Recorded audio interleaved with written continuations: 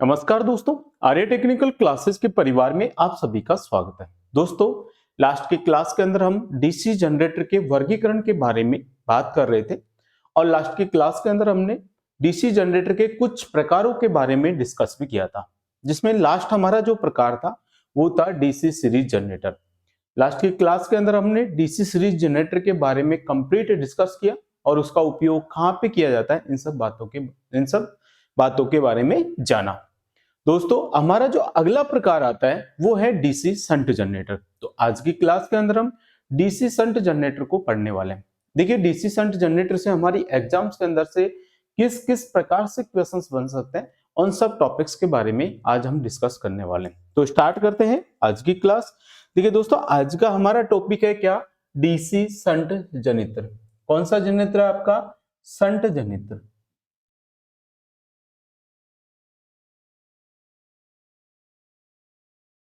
Shunt generator. देखिए, समझते हैं संट जनरेटर की क्या होता है तथा इसकी संरचना किस प्रकार से होती है। दोस्तों, इस चीज हमको सबको पता है कि डीसी जनरेटर के अंदर दो वाइंडिंग होती है, जिसमें एक वाइंडिंग तो होती है फील्ड वाइंडिंग और दूसरी वाइंडिंग होती है आर्मेचर वाइंडिंग।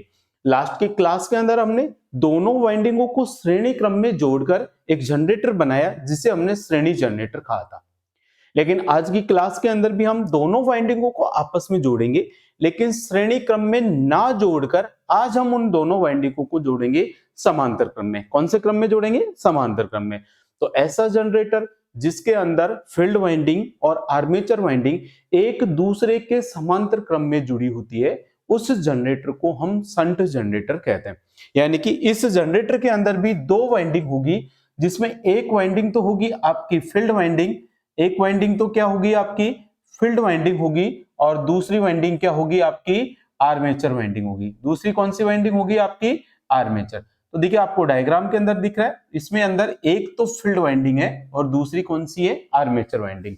इसमें ये वाली जो वाइंडिंग है ये तो फील्ड वाइंडिंग है, और ये वाली जो वाइंडिंग है वो क्या है? आर्मेचर वाइंडिंग है। इस आर्मेचर के साथ हम क्या लगाते हैं? तो इस आर्मेचर के साथ हम यांत्रिक वो प्राइम मूवर लगाते हैं। क्या लगाते हैं? Prime mover. और प्राइम मूवर की सहायता से इस आर्मेचर को हम यहां से क्या देते हैं? यांत्रिक ऊर्जा देते हैं। यहां से हम क्या देते हैं इसको? यांत्रिक ऊर्जा। चीजें समझ में आई? अब हम क्या करेंगे, इस फील्ड वाइंडिंग और ये जो आर्मेचर वाइंडिंग है, इन दोनों को क्या करेंगे? समांतर क्रम में जोड़ेंगे। मतलब ऊपर वाला सिरा ऊपर वाले से जोड़ेंगे और नीचे वाला सिरा क्या जोड़ेंगे? नीचे वाले से।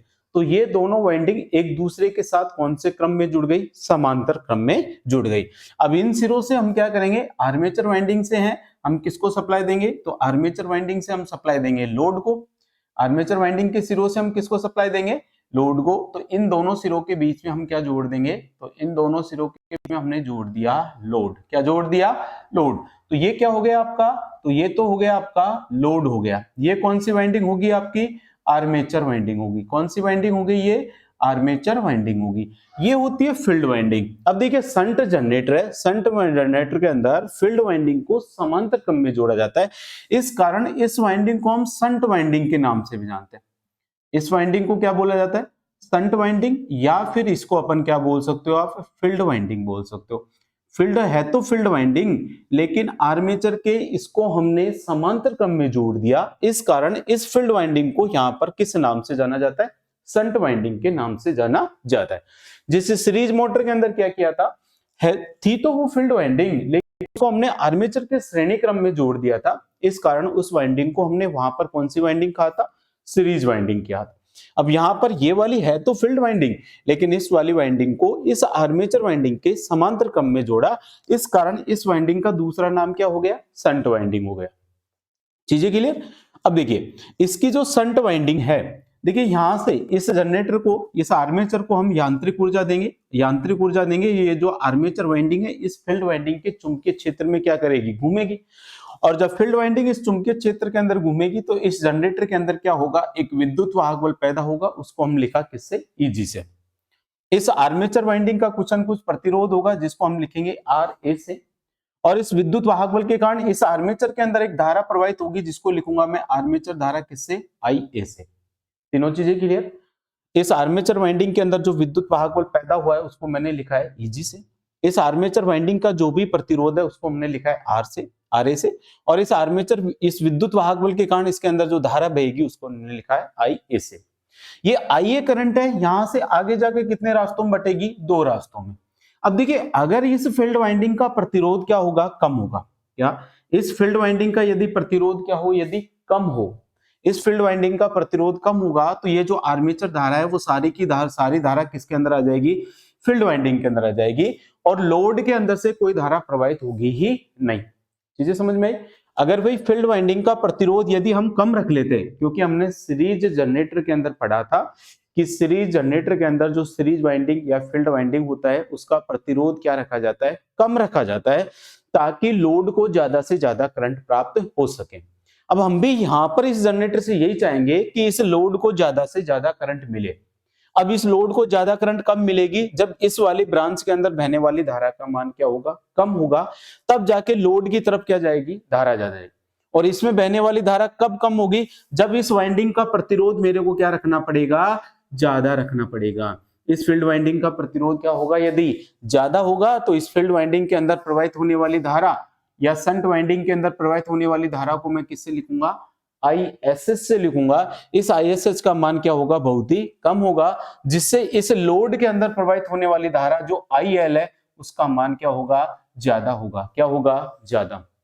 और हम जनरेटर से यही चाहते हैं कि उसके लोड को, वो लोड को ज्यादा से ज्यादा करंट प्रदान करे। तो लोड को ज्यादा करंट कब प्रदान होगी, जब इस शंट वाइंडिंग का प्रतिरोध क्या रखना पड़ेगा, मेरे को ज्यादा रखना पड़ेगा। अब शंट वाइंडिंग का प्रतिरोध ज्यादा करना है तो हमको पता है कि वाइंडिंग का जो प्रतिरोध है उसके अनुप्रस्थ काट क्षेत्रफल के क्या होता है, व्युत्क्रमानुपाती होता है। यानी कि प्रतिरोध का मान उसके अनुप्रस्थ काट क्षेत्रफल एक के क्या होता है, व्युत्क्रमानुपाती होता है। अब इसका प्रतिरोध हमको क्या करना है, ज्यादा करना है। अब प्रतिरोध ज्यादा करना पड़ेगा तो अनुप्रस्थ काट क्षेत्रफल को क्या करना पड़ेगा, कम। और अनुप्रस्थ काट क्षेत्रफल का मतलब क्या होता है, मोटाई। किसकी मोटाई, इस वाइंडिंग के तार की मोटाई, इस वाइंडिंग के अंदर हम जो कंडक्टर काम ले रहे हैं उसकी मोटाई। तो इस ये जो शंट वाइंडिंग है उसको अपन क्या करते हैं, कम मोटाई। कम मोटाई का मतलब हम कौन सा तार काम में लेते हैं, इसमें पतले तार का उपयोग करते हैं। शंट वाइंडिंग के अंदर कौन से तार का उपयोग करते हैं, तो शंट वाइंडिंग को बनाने के लिए हम पतले तार का उपयोग करते हैं। पतले तार का उपयोग क्यों करते हैं, ये चीज आपके समझ में आई। क्योंकि तार यदि पतला होगा, मोटाई उसकी कम होगी, तो उसका प्रतिरोध क्या होगा, ज्यादा, जिससे शंट वाइंडिंग का प्रतिरोध क्या हो जाएगा, ज्यादा। और यदि शंट वाइंडिंग का प्रतिरोध RSH ज्यादा होगा तो इस शंट वाइंडिंग के अंदर प्रवाहित होने वाली धारा का मान क्या होगा, कम होगा, जिससे आर्मेचर धारा वह पूरी की पूरी क्या होगी, लोड के अंदर से प्रवाहित होने वाली धारा का मान क्या हो जाएगा, ज्यादा हो जाएगा। तो जो भी हम जनरेटर के सिरों पर लोड लगा रहे हैं उसके अंदर बहने वाली धारा का मान मैक्सिमम रखने के लिए, अधिकतम रखने के लिए हम इस शंट वाइंडिंग में प्रवाहित होने वाली धारा के मान को क्या करेंगे, कम। धारा का मान कम कब होगा, जब इसका प्रतिरोध क्या होगा, ज्यादा। प्रतिरोध ज्यादा कब होगा, जब इसके तार की मोटाई क्या होगी, कम। यानी कि हम कौन सा तार काम में लेंगे, पतला तार लेंगे। कौन सा तार लेंगे, पतला। दूसरा, इस शंट वाइंडिंग के अंदर जो फेरो की संख्या है वो क्या रखी जाती है, ज्यादा रखी जाती है। फेरो की संख्या क्या रखी जाती है, अब ज्यादा। अब फेरो की संख्या ज्यादा क्यों रखी जाती है, क्योंकि हमने एक सूत्र आपको पता हो तो फाई बराबर क्या होता है, फाई बराबर होता है एन गुणा क्या होता है, आई होता है। फाई बराबर क्या होता है, एन गुणा आई। यानी कि चुंबकीय फ्लक्स का मान कुंडली के अंदर फेरो की संख्या और उसमें प्रवाहित होने वाली धारा, इन दोनों के गुणनफल के क्या होता है, बराबर। अब बताइए, शंट वाइंडिंग का प्रतिरोध ज्यादा है तो शंट वाइंडिंग के अंदर प्रवाहित होने वाली धारा का मान क्या होगा, कम होगा। अब शंट वाइंडिंग के अंदर प्रवाहित होने वाली धारा का मान कम है तो बताइए चुंबकीय फ्लक्स का मान भी क्या होगा, कम होगा।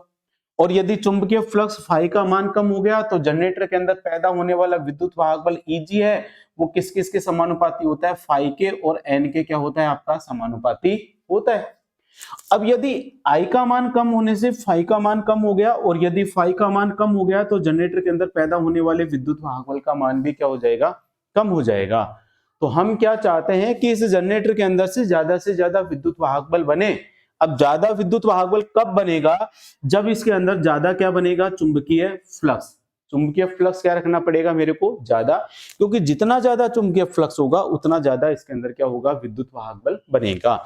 लेकिन हमने तो देखा कि इस शंट वाइंडिंग का प्रतिरोध ज्यादा होने के कारण शंट वाइंडिंग के अंदर धारा क्या बह रही है, कम बह रही है। अब प्रतिरोध हमको ज्यादा भी रखना है, तो धारा का मान तो हम इसको क्या कर सकते हैं, बढ़ा नहीं सकते, क्योंकि हम तो प्रतिरोध तो क्या रखना है, ज्यादा रखना है।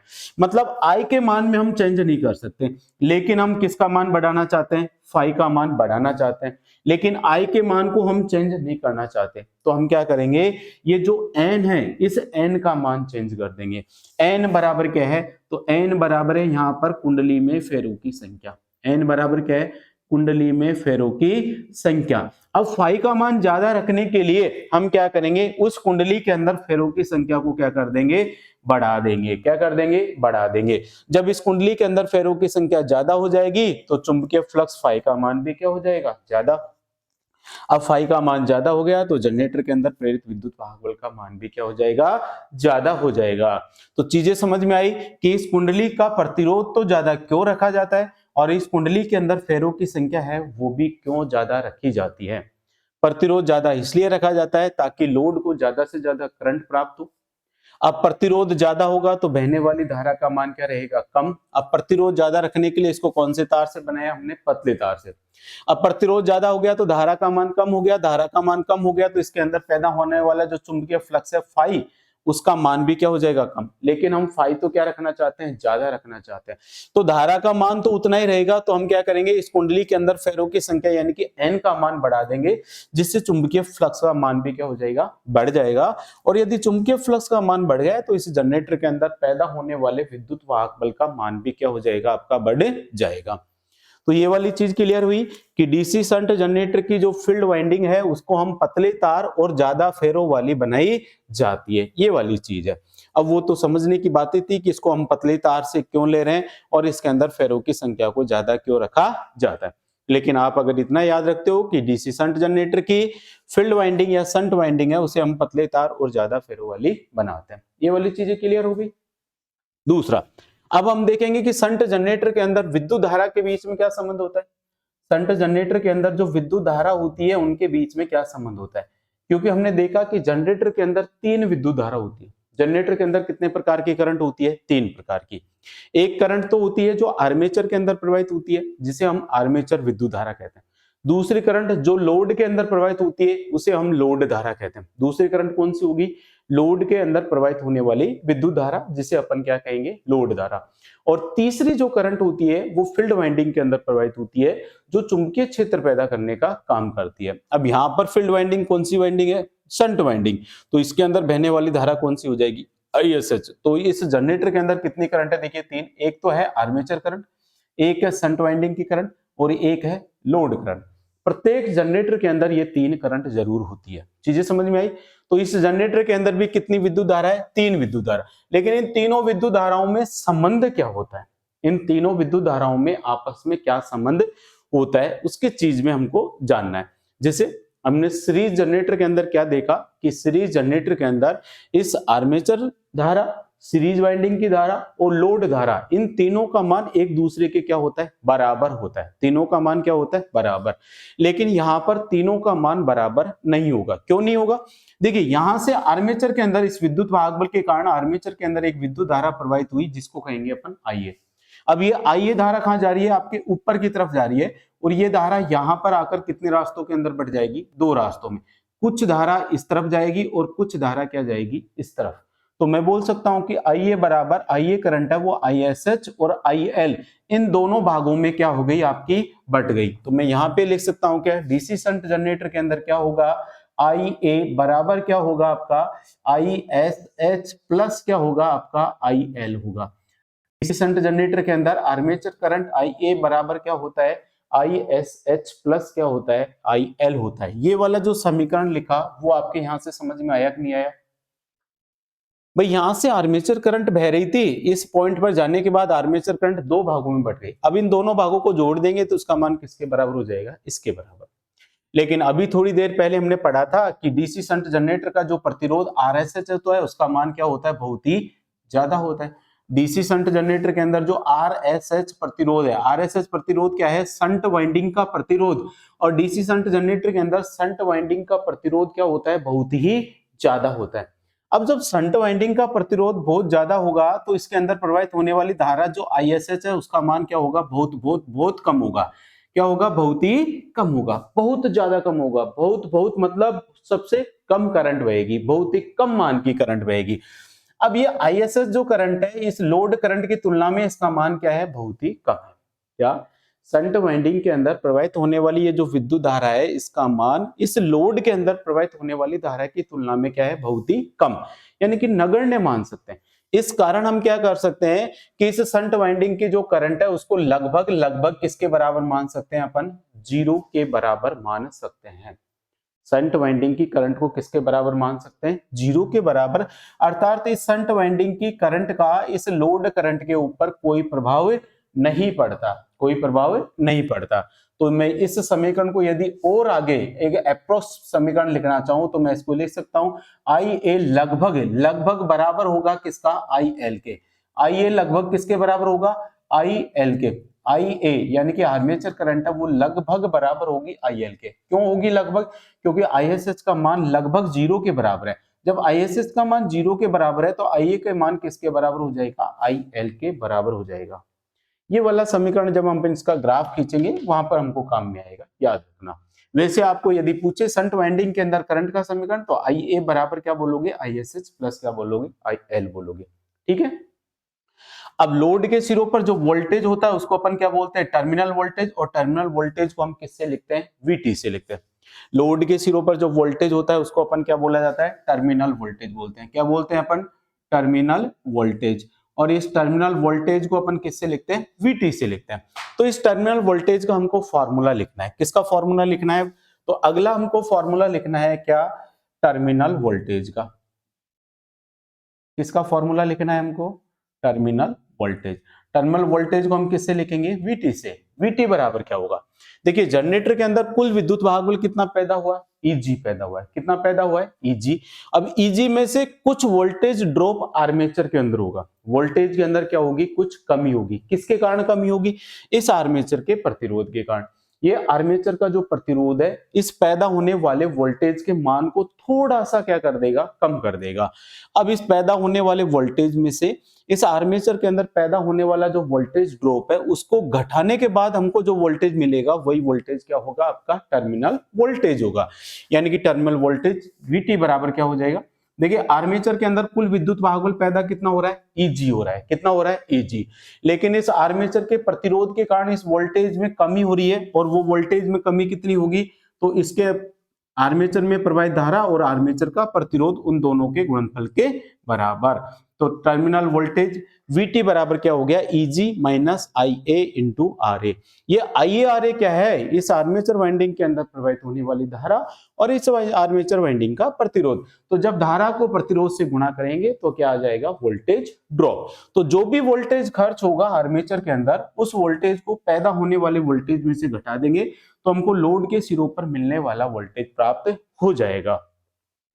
तो अगला याद रखना है कि शंट जनरेटर के अंदर टर्मिनल वोल्टेज वीटी बराबर क्या होता है, ईजी माइनस क्या होता है, आई ए इंटू आर ए होता है। तो आपको शंट जनरेटर के अंदर अभी तक आपको इतना याद रखना है। क्या क्या याद रखना है, पहली बात आपको ये याद रखनी है कि शंट जनरेटर के अंदर ये जो फील्ड वाइंडिंग या फिर जो शंट वाइंडिंग होती है वो आर्मेचर के समांतर क्रम में जुड़ी होती है।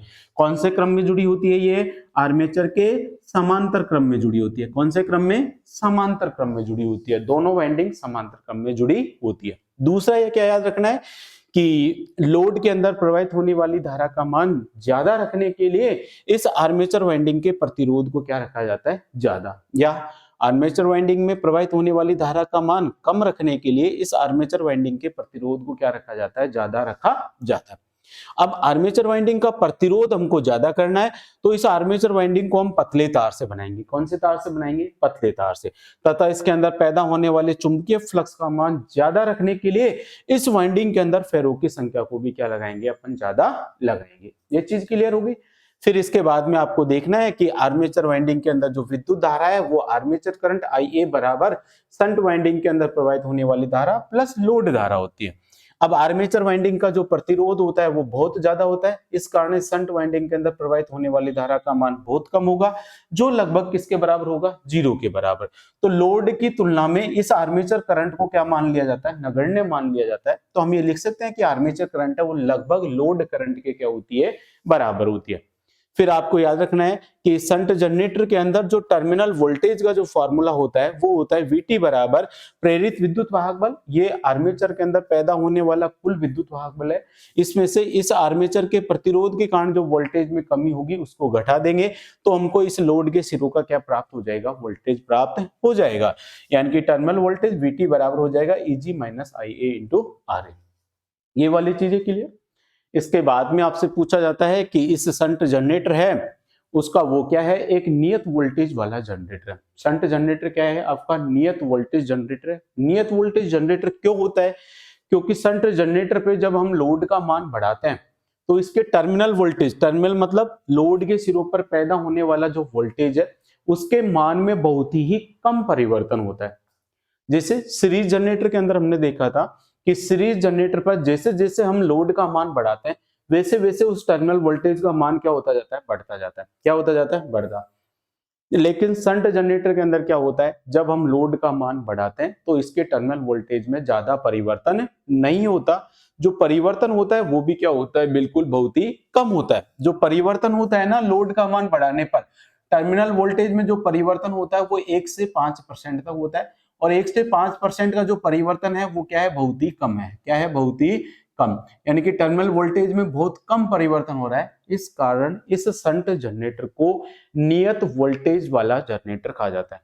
मतलब लोड का मान चाहे कम करो चाहे बढ़ाओ, इसके टर्मिनल वोल्टेज में बहुत ज्यादा परिवर्तन नहीं होता। टर्मिनल वोल्टेज है वो लगभग क्या रहता है, स्थिर रहता है। इस कारण शंट जनरेटर को स्थिर वोल्टेज प्रदान करने वाला जनरेटर कहा जाता है।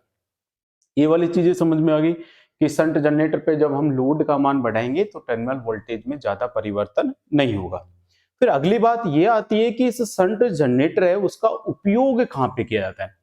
तो देखिए इसका वोल्टेज क्या है आपका, कांस्टेंट है। लोड का मान कम ज्यादा करने पर वोल्टेज के मान में परिवर्तन नहीं कर रहा।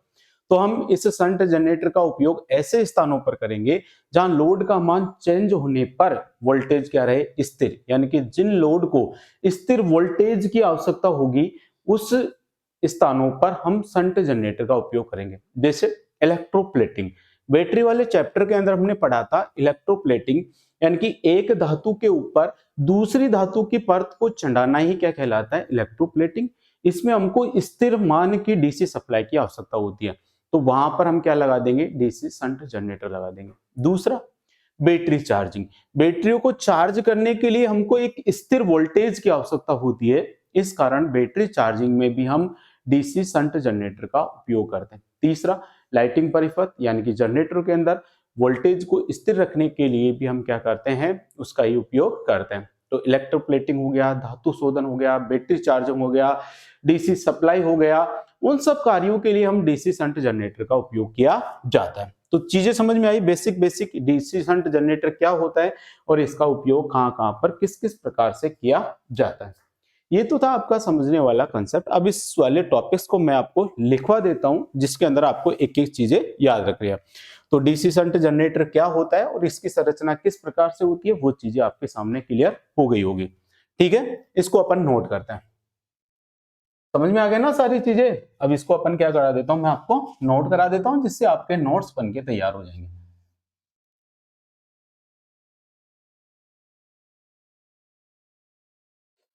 देखिए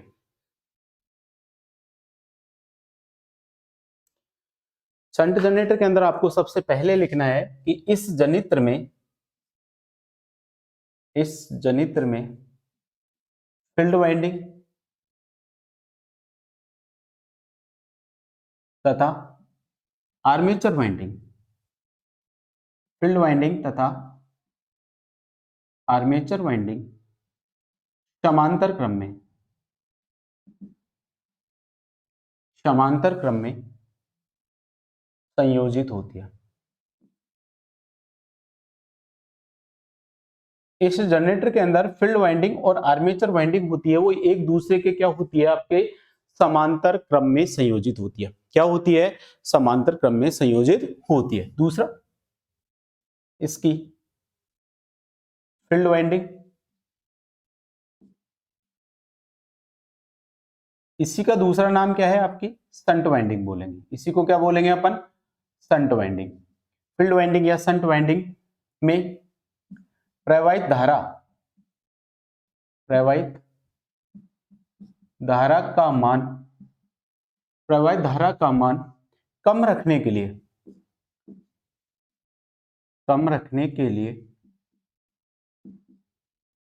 इसे या फिर इसके प्रतिरोध का मान उच्च रखा जाता है। इसके प्रतिरोध का मान क्या रखा जाता है? आपका उच्च रखा जाता है। प्रतिरोध ज्यादा क्यों रखेंगे? क्योंकि इसके अंदर प्रवाहित होने वाली धारा का मान क्या रहे? कम रहे। फिर आप लिखोगे शंट वाइंडिंग को पतले तार व ज्यादा फेरो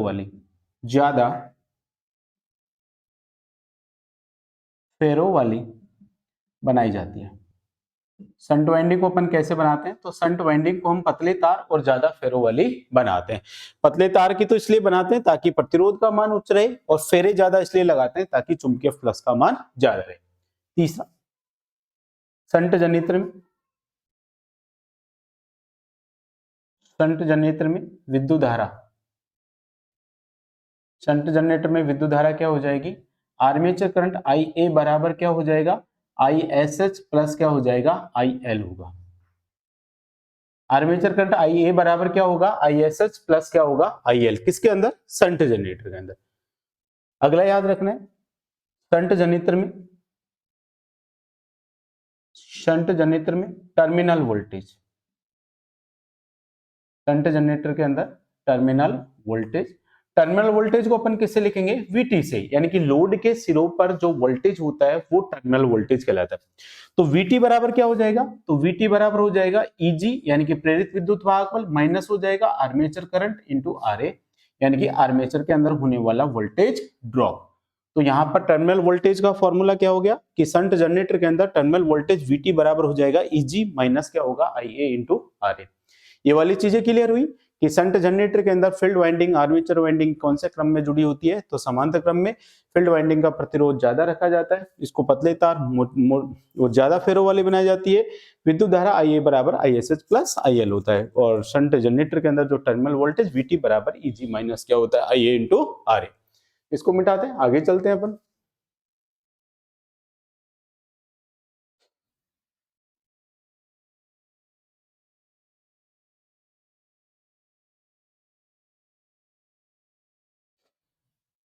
नेक्स्ट क्या लिखोगे? शंट जनरेटर में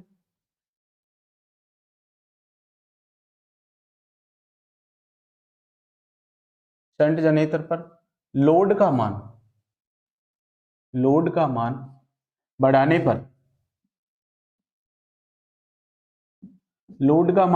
पर टर्मिनल वोल्टेज में बहुत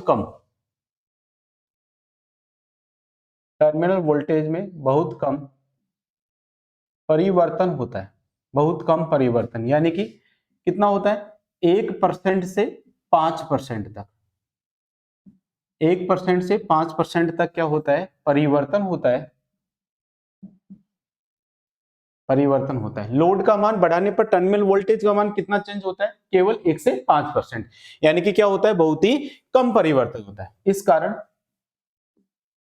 इस कारण शंट जनित्र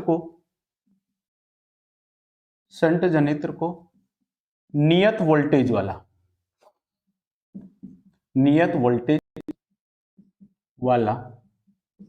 जनित्र कहते हैं। इसको क्या कहा जाता है? नियत वोल्टेज वाला जनित्र कहते हैं। क्यों कहते हैं? क्योंकि लोड का मान यदि हम बढ़ाते हैं इस पे, तो टर्मिनल वोल्टेज के मान में बहुत कम परिवर्तन हो रहा है, इस कारण इस जनरेटर को अपन नियत वोल्टेज वाला जनरेटर कहेंगे। फिर बात आती है कि इस जनरेटर का उपयोग, तो शंट जनरेटर का उपयोग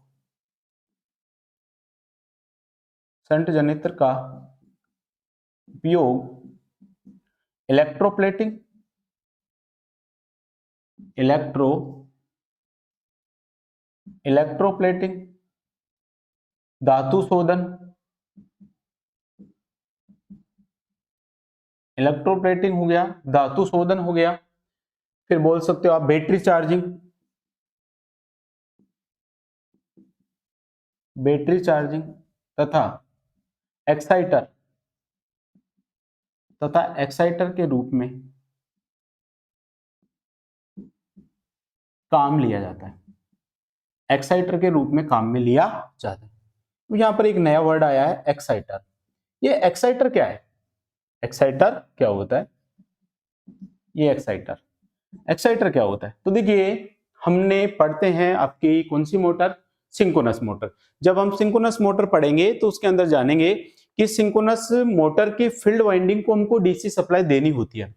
उस फील्ड वाइंडिंग को डीसी सप्लाई देके उसके अंदर चुंबकीय क्षेत्र पैदा करते हैं। तो वहां पर जो डीसी सप्लाई देने के लिए हम एक छोटे से शंट जनरेटर का उपयोग करते हैं, वो छोटा जो शंट जनरेटर है वही क्या कहलाता है, एक्साइटर होता है। यानी कि फील्ड वाइंडिंग के अंदर चुंबकीय क्षेत्र पैदा करने के लिए जिस जनरेटर की सहायता से उसको डीसी सप्लाई दी जाती है वही क्या कहलाता है, एक्साइटर।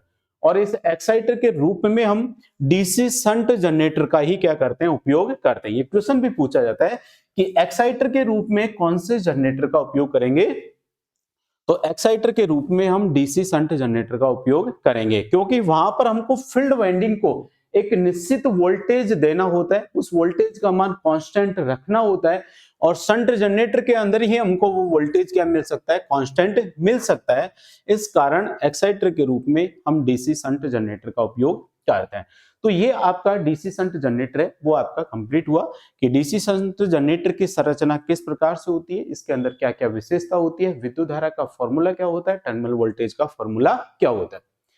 इसके बाद में हमको देखना है डीसी शंट जनरेटर के ग्राफ यानी कि आउटपुट कैरेक्टरिस्टिक्स, किस डीसी शंट जनरेटर है उसके अभिलाक्षणिक वक्र कैसे होते हैं। इसको मिटा रहा हूं मैं, ठीक है।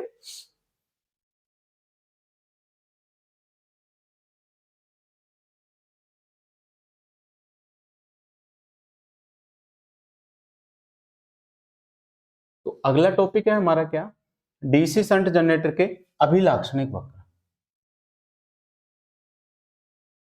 अभिलाक्षणिक वक्र, ठीक है।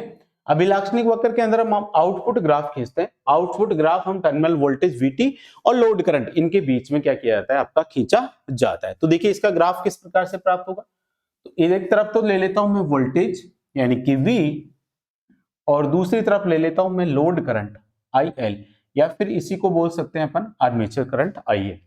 इन दोनों के बीच में क्या खींचा जाएगा, ग्राफ, कि डीसी शंट जनरेटर पर जब हम लोड का मान बढ़ाते हैं तो टर्मिनल वोल्टेज पर क्या प्रभाव पड़ेगा। देखिए डीसी शंट जनरेटर को हम स्टार्टिंग में हम डीसी शंट जनरेटर को बिना लोड के चालू करते हैं, बिना लोड के चालू किया जाता है।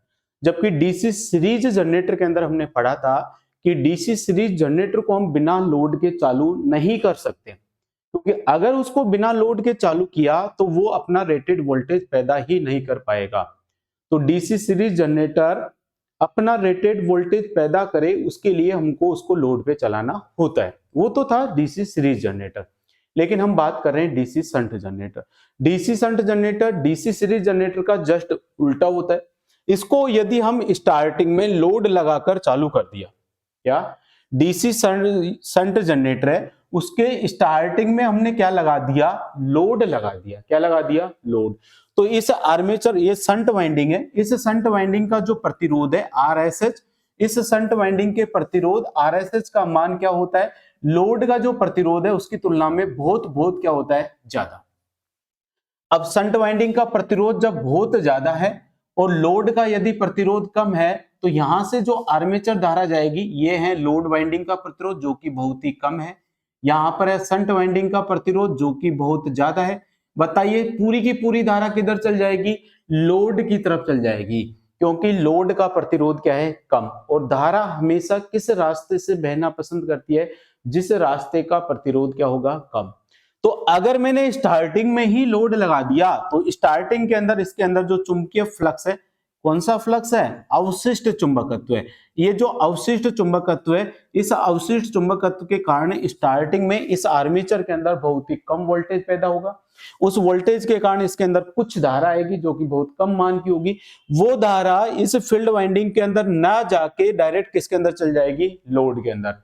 और जब तक इस फील्ड वाइंडिंग के अंदर धारा नहीं आएगी तब तक इस अवशिष्ट चुंबकत्व या चुंबकीय फ्लक्स का मान बढ़ेगा नहीं। जब तक इस चुंबकीय फ्लक्स का मान नहीं बढ़ेगा तो इस जनरेटर के अंदर पैदा होने वाले वोल्टेज का मान भी नहीं बढ़ेगा। तो शंट जनरेटर को हम स्टार्टिंग में या ऑन लोड की स्थिति में चलाते नहीं है, क्योंकि स्टार्टिंग में ही हमने लोड लगा दिया तो ये जनरेटर अपना रेटेड वोल्टेज पैदा नहीं कर पाएगा। तो हम क्या करेंगे? स्टार्टिंग में इस लोड को यहां से क्या कर देंगे? हटा देंगे। स्टार्टिंग में इस लोड को यहां से क्या कर देंगे? हटा देंगे। अब यहां से क्या हो गया? ओपन सर्किट हो गया। ओपन सर्किट होता है तो ओपन सर्किट के अंदर प्रतिरोध का मान क्या हो जाता है? अनंत हो जाता है। ओपन सर्किट की तरफ प्रतिरोध का मान कितना हो जाता है? अनंत। अब देखिए स्टार्टिंग में अवशिष्ट चुंबकत्व, इस अवशिष्ट चुंबकत्व में इस आर्मेचर को मैं घुमाऊंगा तो इस आर्मेचर के अंदर विद्युत वाहक बल पैदा होगा। वो लगभग कितना होगा? 2 वोल्ट का विद्युत वाहक बल। भाई अवशिष्ट चुंबकत्व के कारण आर्मेचर के अंदर कितना वोल्टेज पैदा होता है? लगभग 2 वोल्ट। अब इस 2 वोल्ट के कारण इसके अंदर धारा बहेगी, कुछ धारा होगी आर्मेचर धारा। अब आर्मेचर धारा यहां पर आते ही 2 रास्तों के अंदर बटेगी, लेकिन इस वाले रास्ते का प्रतिरोध कितना हो गया? अनंत, क्योंकि यहां से सर्किट क्या है? ओपन है। हमने लोड को क्या कर दिया? हटा दिया। तो इसका प्रतिरोध अनंत हो गया तो ये सारी की सारी आर्मेचर करंट अब किसके अंदर चल जाएगी? फील्ड वाइंडिंग के अंदर। किसके अंदर जाएगी? फील्ड वाइंडिंग के अंदर। अब ये करंट जब फील्ड वाइंडिंग के अंदर आएगी तो फील्ड वाइंडिंग के अंदर पैदा होने वाले चुंबकीय फ्लक्स का मान क्या होगा? बढ़ेगा। अब पहले की तुलना में थोड़ा सा फ्लक्स बढ़ा तो वापिस इस विद्युत वाहक बल का मान 2 वोल्ट से क्या हो जाएगा? बढ़ जाएगा। और अब मान लेते हैं विद्युत वाहक बल का मान 2 से बढ़कर कितना हो गया? 50। अब वोल्टेज बढ़ा तो वापिस इस आर्मेचर करंट का मान क्या होगा? बढ़ेगा। अब करंट का मान बढ़ा तो वापिस इस शंट वाइंडिंग के अंदर प्रवाहित होने वाली धारा का मान बढ़ेगा, जिससे चुंबकीय फ्लक्स का मान और ज्यादा बढ़ जाएगा। अब फ्लक्स जैसे जैसे फ्लक्स बढ़ता जाएगा वैसे वैसे इसके अंदर पैदा होने वाले विद्युत वाहक बल का मान बढ़ेगा। विद्युत वाहक बल का मान बढ़ेगा तो आर्मेचर करंट का मान बढ़ेगा। आर्मेचर करंट का मान बढ़ेगा तो शंट वाइंडिंग के अंदर प्रवाहित होने वाली धारा का मान बढ़ेगा, और शंट वाइंडिंग के अंदर प्रवाहित होने वाली धारा का मान बढ़ेगा तो फ्लक्स का। तो इस प्रकार से ये चक्कर चलता रहेगा, चलता रहेगा, चलता रहेगा। लेकिन ये कब तक चलेगा? जब तक ये फील्ड वाइंडिंग अपनी चुंबकीय संतृप्त अवस्था के अंदर नहीं पहुंच जाती। जैसे ही ये फील्ड वाइंडिंग अपनी चुंबकीय संतृप्त अवस्था में पहुंचेगी तो इस फील्ड वाइंडिंग के अंदर प्रवाहित होने वाली धारा का मान बढ़ाने पर इस शंट वाइंडिंग के अंदर पैदा होने वाले चुंबकीय फ्लक्स का मान बढ़ना अब क्या हो जाएगा? बंद हो जाएगा। क्योंकि चुंबकीय संतृप्त अवस्था के बाद उस वाइंडिंग के अंदर पैदा होने वाले चुंबकीय फ्लक्स का मान बढ़ना क्या हो जाता है? बंद हो जाता है। फ्लक्स का मान क्या हो जाता है? नियत। अब फ्लक्स नियत हो गया तो पैदा होने वाले विद्युत वाहक बल का मान भी क्या हो जाएगा? नियत। अर्थात जनरेटर अब अपना रेटेड वोल्टेज पैदा करने लग गया। तो स्टार्टिंग में यदि हमने लोड लगा दिया तो ये धारा इधर ना आके पूरी की पूरी धारा किसके अंदर चल जाएगी? लोड के अंदर। तो ये जनरेटर अपना रेटेड वोल्टेज पैदा ही नहीं कर पाएगा। तो जनरेटर को रेटेड वोल्टेज पैदा कराने के लिए पहले इसको लोड को क्या किया जाता है? हटाया जाता है। तो देखिए जब लोड का मान, इस लोड का मान 0 है तो जनरेटर क्या कर रहा है? अपना रेटेड वोल्टेज पैदा कर रहा है। मान लेते हैं जनरेटर ने इतना वोल्टेज पैदा किया। ये क्या है? जनरेटर का नो लोड वोल्टेज है, VNL का मान।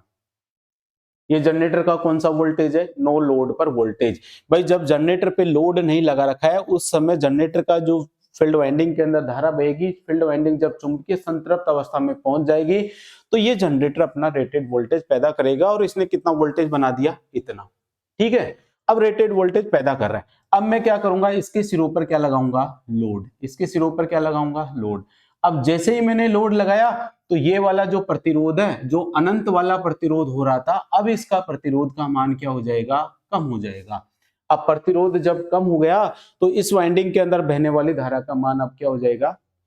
कांस्टेंट हो जाएगा। क्योंकि देखिए ये वाइंडिंग क्या है? इसके समांतर क्रम में जुड़ी हुई है तो इसके अंदर बहने वाली धारा का मान क्या रहेगा? कांस्टेंट। लेकिन अब ये जो धारा है वो पूरी की पूरी किसके अंदर चल जाएगी? लोड पे। तो अब हम बात करेंगे कि जब हम लोड का मान बढ़ाएंगे, अब मैं जब लोड का मान बढ़ाता हूं तो हमको ये चेक करना है कि इस टर्मिनल वोल्टेज पर क्या प्रभाव पड़ेगा, कि जनरेटर के अंदर जो पैदा होने वाला वोल्टेज है उस पर क्या प्रभाव पड़ेगा, घटेगा या फिर क्या होगा, बढ़ेगा। तो देखिए आपको इस जनरेटर के अंदर याद रखना है, आपको इस जनरेटर के अंदर आपने लिखा था IA बराबर क्या होता है, ISH प्लस क्या होता है, IL होता है नहीं होता। और टर्मिनल वोल्टेज VT बराबर क्या होता है, तो VT बराबर EG माइनस क्या होता है, IA इंटू क्या होता है, RA। ये भी लिखा था आपके जनरेटर के अंदर। और एक चीज आपको पता है, डीसी शंट जनरेटर के अंदर प्रेरित विद्युत वाहक बल EG है, उसका मान चुंबकीय फ्लक्स फाई और कुंडली के अंदर फेरों की संख्या, इन दोनों के गुणनफल के क्या होता है, आपका समानुपाती होता है। बताइए ये तीन फॉर्मूले बताएंगे। ये वाला फॉर्मूला था यार जनरेटर की प्रेरित विद्युत वाहक बल के समीकरण से। ये फॉर्मूला अभी मैंने आपको लिखवाया था शंट जनरेटर के, ये भी मैंने अभी आपको लिखवाया। लेकिन हमने देखा कि शंट जनरेटर के अंदर इस RSH का मान बहुत ज्यादा होता है, तो ISH का मान क्या होगा, बहुत ही कम। क्योंकि RSH का मान बहुत ज्यादा है तो ISH है उसका मान क्या होगा, IL की तुलना में क्या होगा, बहुत ही कम। तो जब IL से और ISH की तुलना की जाती है तो इसके मान को लगभग लगभग किसके बराबर मान लिया जाता है, 0 के बराबर। तो ISH का मान क्या होता है, IL की तुलना में बहुत कम होता है, IL की तुलना में बहुत कम होता है, इस कारण ISH के मान को किसके बराबर मान लिया जाता है, 0 के बराबर। अब जब ISH का मान 0 के बराबर मान लिया तो आर्मेचर करंट IA है उसका मान क्या हो जाएगा, लोड करंट के बराबर हो जाएगा। आर्मेचर करंट IA का मान किसके बराबर हो जाएगा, लोड करंट के बराबर। ये वाली चीज कब आई है, ये वाली चीज को हमने ये माना है कि भाई इसका मान इसकी तुलना में बहुत कम है, ISH का मान IL की तुलना में बहुत कम है, तो इस कारण ISH को हमने लगभग 0 के बराबर मान लिया। तो हम ये बोल सकते हैं कि आर्मेचर करंट है वो लोड करंट के क्या होगी, बराबर। अब चीज इसी, अब मैंने क्या बढ़ाया, यहां से लोड करंट का मान बढ़ाया। किसका मान बढ़ाया मैंने, लोड का। अब डीसी शंट जनरेटर पर जब मैं लोड बढ़ाऊंगा, लोड को बढ़ाया तो इस लोड के अंदर प्रवाहित होने वाली धारा जो IL है उसका मान क्या होगा, बढ़ेगा। लोड का मान बढ़ाने से, लोड का मान बढ़ाने से लोड करंट IL का मान क्या होगा, बढ़ेगा। और जब लोड करंट का मान बढ़ेगा तो यहां पर देखिए IA बराबर क्या होता है, IL है। तो जब लोड करंट का मान बढ़ेगा तो बताइए आर्मेचर करंट का मान भी क्या होगा, बढ़ेगा। बढ़ेगा नहीं बढ़ेगा, लोड करंट का मान बढ़ा तो आर्मेचर करंट का मान क्या होगा, बढ़ेगा। भाई ये आर्मेचर करंट है और ये लोड करंट है, दोनों का मान लगभग बराबर है। IA लगभग किसके हैं, IL के। तो IL का मान बढ़ेगा तो आर्मेचर करंट का मान भी क्या होगा, बढ़ेगा। अब आर्मेचर करंट का मान बढ़ा तो आर्मेचर के अंदर होने वाला voltage drop IA into RA उसका मान भी क्या होगा, बढ़ेगा। क्योंकि हमने जाना है टर्मिनल वोल्टेज VT बराबर क्या होता है, EG माइनस क्या होता है, IA इंटू क्या होता है, RA। अब IA का मान बढ़ा, लोड का मान बढ़ाने से इस आर्मेचर करंट का मान क्या है, बढ़ा है। आर्मेचर करंट का मान बढ़ा तो इन दोनों वाली संख्या का मान क्या होगा, बढ़ेगा। अब बताइए जब माइनस वाली संख्या बढ़ेगी, माइनस वाली संख्या बढ़ेगी तो टर्मिनल वोल्टेज का मान क्या हो जाएगा, आपका घट जाएगा। टर्मिनल वोल्टेज का मान क्या हो जाएगा, घट जाएगा। क्योंकि आर्मेचर करंट का मान बढ़ने से आर्मेचर के अंदर पैदा होने वाला जो वोल्टेज है, वो खर्च होने वाला वोल्टेज है, वो खर्च होने वाला वोल्टेज क्या हो गया, बढ़ गया।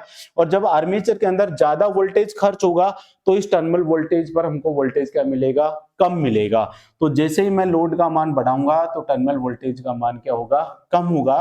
तो इस कारण ये तो था आपका नो लोड पर वोल्टेज। अब मैंने जैसे जैसे लोड का मान बढ़ा रहा हूं वैसे वैसे आर्मेचर के लो टर्मिनल वोल्टेज है यानी कि VT है उसका मान क्या हो रहा है, घट रहा है। तो ये जो वोल्टेज घटा है, ये वोल्टेज किसके कारण घटा है, तो ये वोल्टेज घटा है भाई आर्मेचर के अंदर होने वाले voltage drop IA into RA के कारण। तो शंट जनरेटर पर जब हम लोड का मान बढ़ाते हैं तो लोड का मान बढ़ाने पर जो वोल्टेज है उसका मान थोड़ा सा क्या हो जाता है, घट जाता है। अब वोल्टेज कहां पे आ गया आपका, ये वाला हो गया। तो पहले वोल्टेज कितना था, तो पहले वोल्टेज इतना था, अब वोल्टेज कितना हो गया, इतना।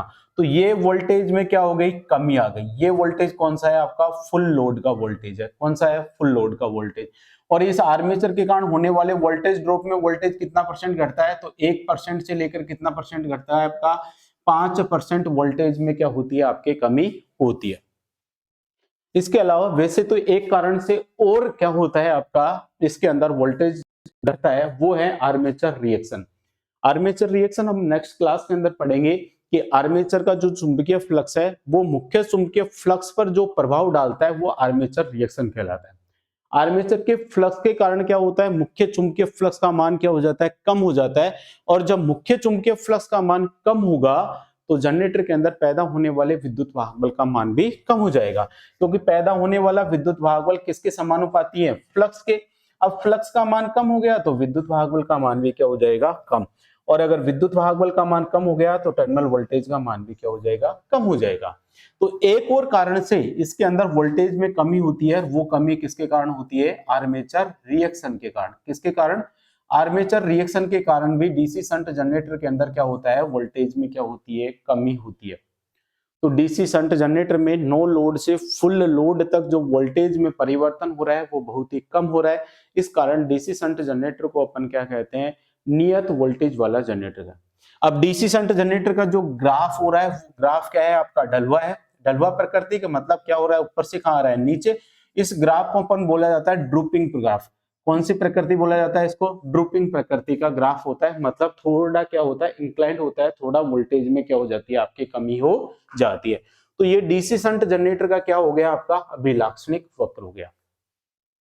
तो अभिलाक्षणिक वक्र के अंदर आपको कुछ भी नहीं है, सीधी सी बात है, लोड बढ़ेगा, लोड करंट का मान बढ़ेगा, लोड करंट का मान बढ़ा तो आर्मेचर करंट का मान बढ़ेगा, आर्मेचर करंट का मान बढ़ा तो आर्मेचर के अंदर पैदा जो खर्च होने वाला वोल्टेज है उसका मान बढ़ेगा।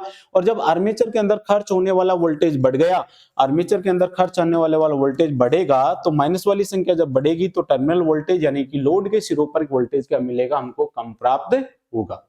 ठीक है, तो ये वाला ग्राफ आप याद रखना कि डीसी शंट जनरेटर के अंदर जो ग्राफ होता है वो किस प्रकार से प्राप्त होता है।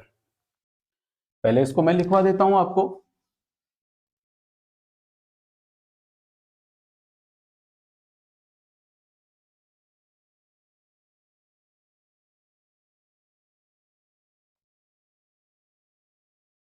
पहली तो आपको यह लिखना है कि डीसी शंट जनरेटर को, डीसी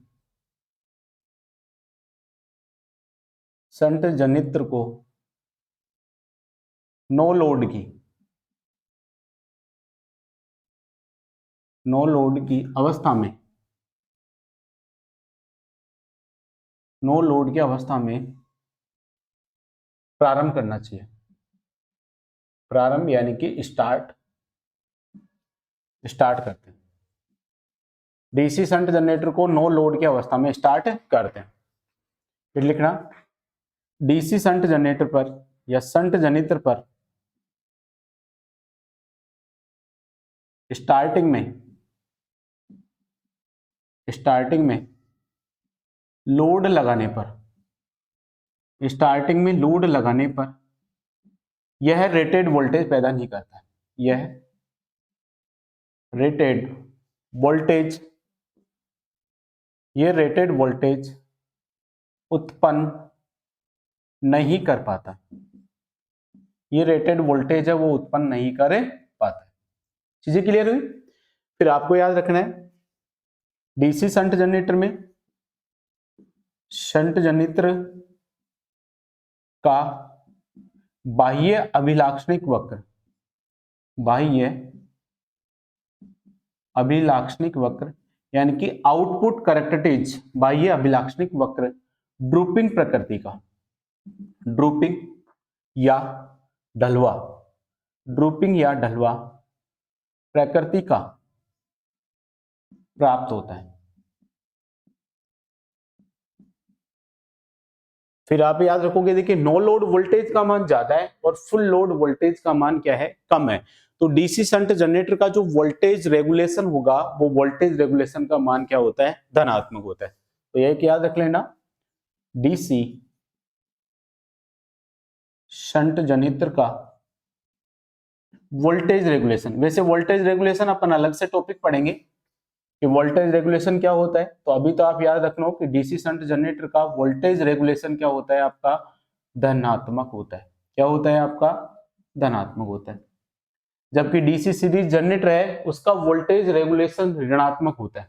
क्या, डीसी सीरीज जनरेटर का वोल्टेज रेगुलेशन ऋणात्मक होता है और डीसी शंट जनरेटर है उसका वोल्टेज रेगुलेशन क्या होता है, आपका धनात्मक होता है। तो वो ग्राफ अभी मैंने बनाया था, वो ग्राफ बनाना है, उसके नीचे आपको ये वाली थ्योरी लिखनी है कि डीसी शंट जनरेटर है वो नो लोड की अवस्था में प्रारंभ नहीं करते, नो लोड की अवस्था में प्रारंभ करते हैं। अगर शंट जनरेटर में स्टार्टिंग में हमने लोड लगाने पर यह अपना रेटेड वोल्टेज पैदा नहीं कर पाता है। तो शंट जनरेटर का जो बाह्य अभिलाक्षणिक वक्र होता है वो ड्रूपिंग यानी कि ढलवा प्रकृति का प्राप्त होता है, और शंट जनरेटर का जो वोल्टेज रेगुलेशन होता है वो क्या होता है, आपका धनात्मक होता है। तो ये आपका डीसी शंट जनरेटर अब आपका कंप्लीट होता है। तो मेरे हिसाब से आपको डीसी शंट जनरेटर बहुत अच्छे से समझ में आया होगा। ठीक है, इसको अब मैं साफ कर रहा हूं। अगला वाला हमारा जो जनरेटर आएगा वो होगा अब आपका कंपाउंड जनरेटर।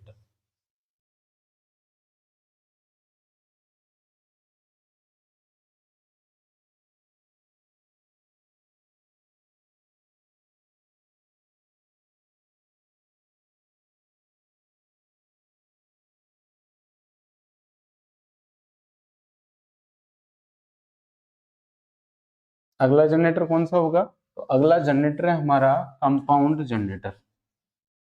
देखिए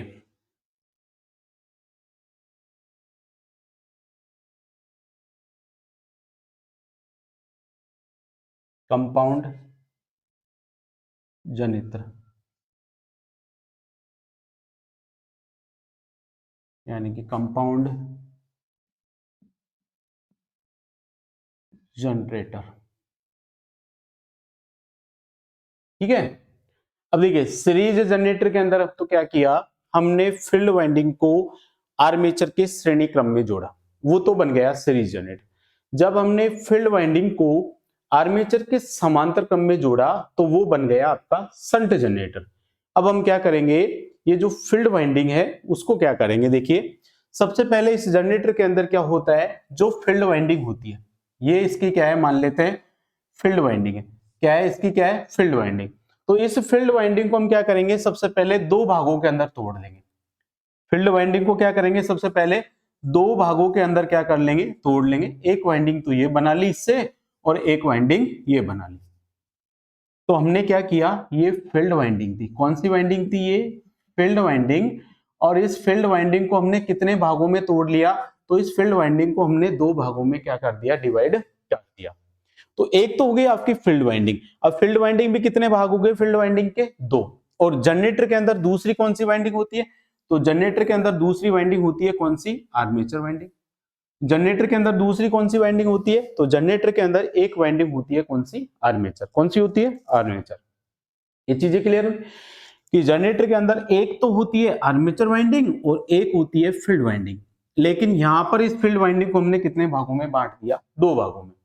तो अब फील्ड वाइंडिंग एक की जगह कितनी हो गई, दो। अब क्या करेंगे हम, एक फील्ड वाइंडिंग को तो इस आर्मेचर वाइंडिंग के श्रेणी क्रम में जोड़ेंगे।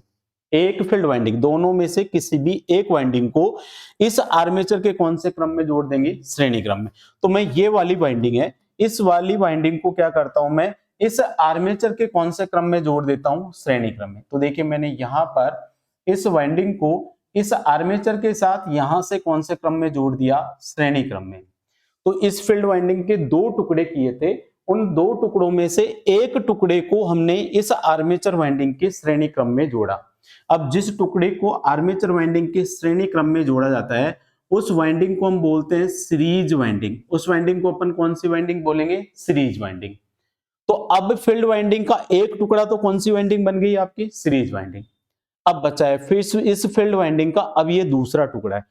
इस दूसरे टुकड़े को क्या करेंगे, इन दोनों वाइंडिंग या आर्मेचर वाइंडिंग है उसके हम क्या कर देंगे, समांतर क्रम में जोड़ देंगे। इस दूसरे टुकड़े को इस आर्मेचर वाइंडिंग के कौन से क्रम में जोड़ देंगे, समांतर क्रम में जोड़ देंगे। तो अब ये जो टुकड़ा जुड़ा है ये कौन सी वाइंडिंग हो जाएगी, आपकी शंट वाइंडिंग। क्योंकि समांतर क्रम में हम जिस वाइंडिंग को जोड़ते हैं उस वाइंडिंग को हम क्या बोलते हैं, शंट वाइंडिंग। क्या बोलते हैं, शंट वाइंडिंग। तो यहां पर ये जो फील्ड वाइंडिंग थी इसके हमने कितने टुकड़े किए थे, दो टुकड़े, जिसमें से एक टुकड़े को तो आर्मेचर के क्या जोड़ दिया हमने, श्रेणी क्रम में। उस टुकड़े का क्या नाम रख दिया हमने, सीरीज वाइंडिंग। एक टुकड़े को हमने क्या किया, इस आर्मेचर के समांतर क्रम में जोड़ दिया, तो उस वाले टुकड़े को हमने क्या बोल दिया, शंट वाइंडिंग। यानी कि यहां पर ये जो फील्ड वाइंडिंग है वो कितने भागों में बट गई, दो भागों की तरह काम कर रही है। ये फील्ड वाइंडिंग यहाँ पर सीरीज वाइंडिंग का भी काम कर रही है और ये फील्ड वाइंडिंग यहाँ पर शंट वाइंडिंग का भी काम कर रही है। चीजें समझ में आई। अर्थात ये वाला जनरेटर तो एक तरह से सीरीज जनरेटर बन गया और इस वाइंडिंग से ये जनरेटर कौन सा बन गया आपका शंट जनरेटर। तो कंपाउंड मतलब मिश्रित, यानी कि इसके अंदर सीरीज जनरेटर के गुण भी होंगे और इसके अंदर शंट जनरेटर के भी गुण होंगे। तो इस प्रकार का जनरेटर जिसमें एक जो फील्ड वाइंडिंग है उसका एक भाग आर्मेचर के श्रेणी क्रम में और दूसरा भाग आर्मेचर के समांतर क्रम में जुड़ा होता है, वो जनरेटर कंपाउंड जनरेटर कहलाता है। क्या कहलाता है आपका? Compound generator. अब इन दोनों सिरों पर हम क्या लगा देंगे? यहां से इन सिरों पर हम यहां से लगा देंगे लोड। क्या लगा देंगे? यहां से लोड लगा देंगे। तो ये मैंने क्या लगा दिया? यहां पर लोड लगा दिया। तो ये कौन सा जनरेटर बन गया आपका? अब ये जनरेटर बन गया आपका कंपाउंड जनरेटर। कौन सा बन गया? Compound generator. अब इसकी जो सीरीज वाइंडिंग है उसकी विशेषता हमने सीरीज जनरेटर की जो फील्ड वाइंडिंग थी उसके समान होगी, अर्थात इस सीरीज वाइंडिंग को हम मोटे तार और कम फेरो वाली बनाएंगे, क्योंकि आर्मेचर के अंदर से जो भी धारा बहेगी वो सारी की सारी धारा इस सीरीज वाइंडिंग में से होके जाएगी। तो आर्मेचर मारा धारा का मान यदि ज्यादा होगा तो सीरीज वाइंडिंग की धारा का मान भी क्या होगा? ज्यादा। और ज्यादा मान की धारा को ले जाने के लिए हमको क्या लगाना पड़ेगा? वहां पर मोटा तार लगाना पड़ेगा। तो इस सीरीज वाइंडिंग को हम मोटे तार और कम फेरो से बनाते हैं। जबकि ये जो शंट वाइंडिंग है, इस शंट वाइंडिंग के अंदर बहने वाली धारा का मान क्या होना चाहिए? कम। इस तरफ बहने वाली धारा का मान कम होगा तभी तो लोड के अंदर ज्यादा से ज्यादा धारा जाएगी। तो इसके अंदर बहने वाली धारा का मान कम करने के लिए इस शंट वाइंडिंग के प्रतिरोध को क्या रखा जाता है? ज्यादा रखा जाता है। तो इस वाइंडिंग के प्रतिरोध को मैं लिखूंगा RSS से, और RSS का मान क्या होता है? ज्यादा। इस वाइंडिंग के प्रतिरोध को मैं लिखूंगा RSE से, और RSE का मान क्या होता है? कम होता है। इस वाइंडिंग, ये जो आर्मेचर वाइंडिंग है, इसके प्रतिरोध को मैं लिखूंगा RA से, और जब इस आर्मेचर वाइंडिंग को यांत्रिक ऊर्जा देंगे तो इसके अंदर एक विद्युत वाहक बल पैदा होगा, उसको मैं लिखूंगा EG से। किससे लिखूंगा? EG से। तो ये वाली चीजें समझ में आई कि कंपाउंड जनरेटर क्या होता है और इसके अंदर जो फील्ड वाइंडिंग और आर्मेचर वाइंडिंग होती है वो किस प्रकार से जुड़ी होती है। तो इसके अंदर क्या लिखना है? इस जनित्र की फील्ड वाइंडिंग को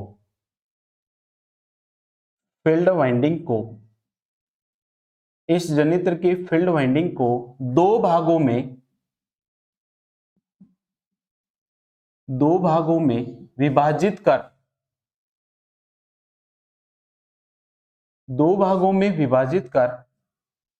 एक भाग को आर्मेचर के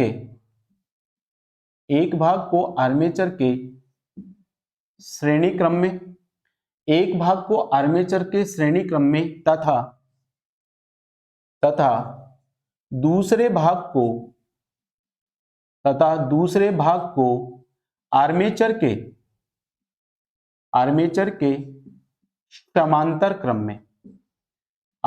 के समांतर क्रम में संयोजित करते हैं।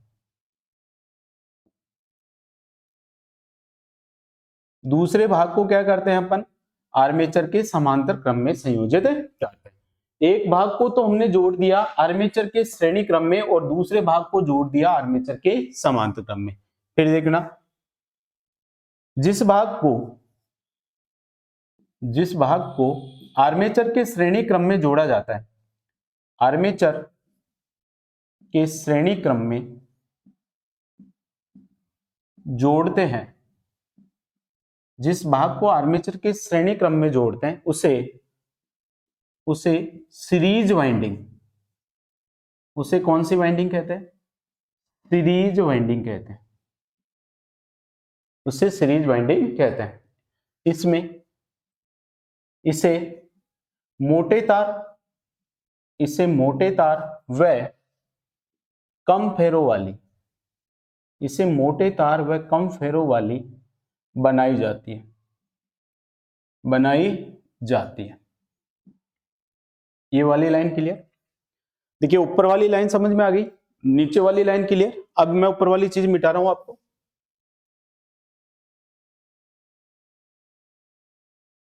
सेकंड नंबर पे लिखे हुए जिस भाग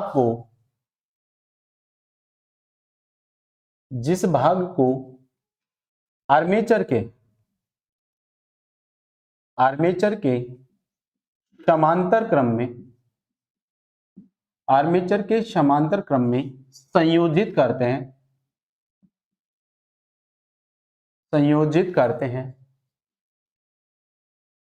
वह है शंट वाइंडिंग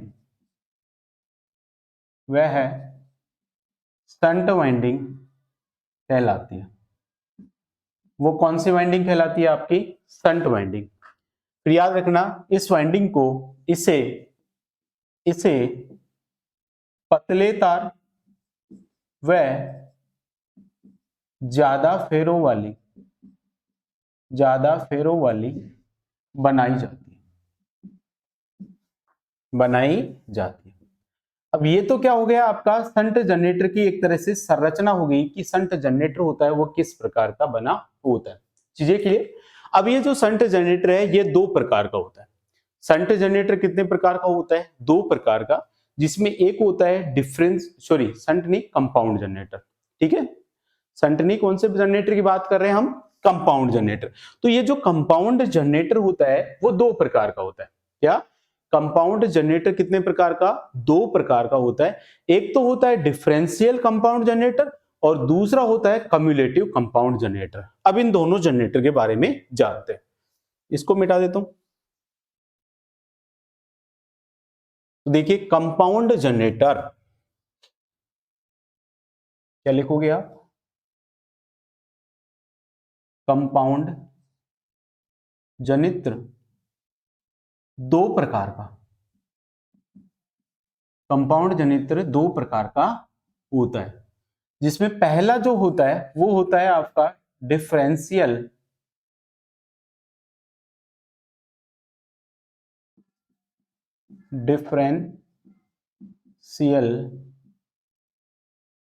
कंपाउंड जनित्र। हिंदी में इसको बोलते हैं विभेदी संयुक्त जनित्र, है ना। पहला तो कौन सा हो जाएगा आपका? Differential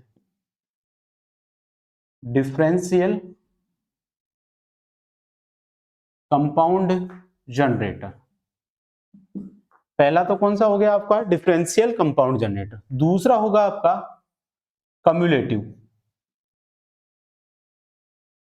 cumulative compound जनित्र। इसको हिंदी में बोला जाता है संचयी संयुक्त जनित्र। हिंदी में क्या बोला जाता है इसे? संचयी संयुक्त जनित्र। और इंग्लिश में लिखेंगे इसे क्या? कम्युलेटिव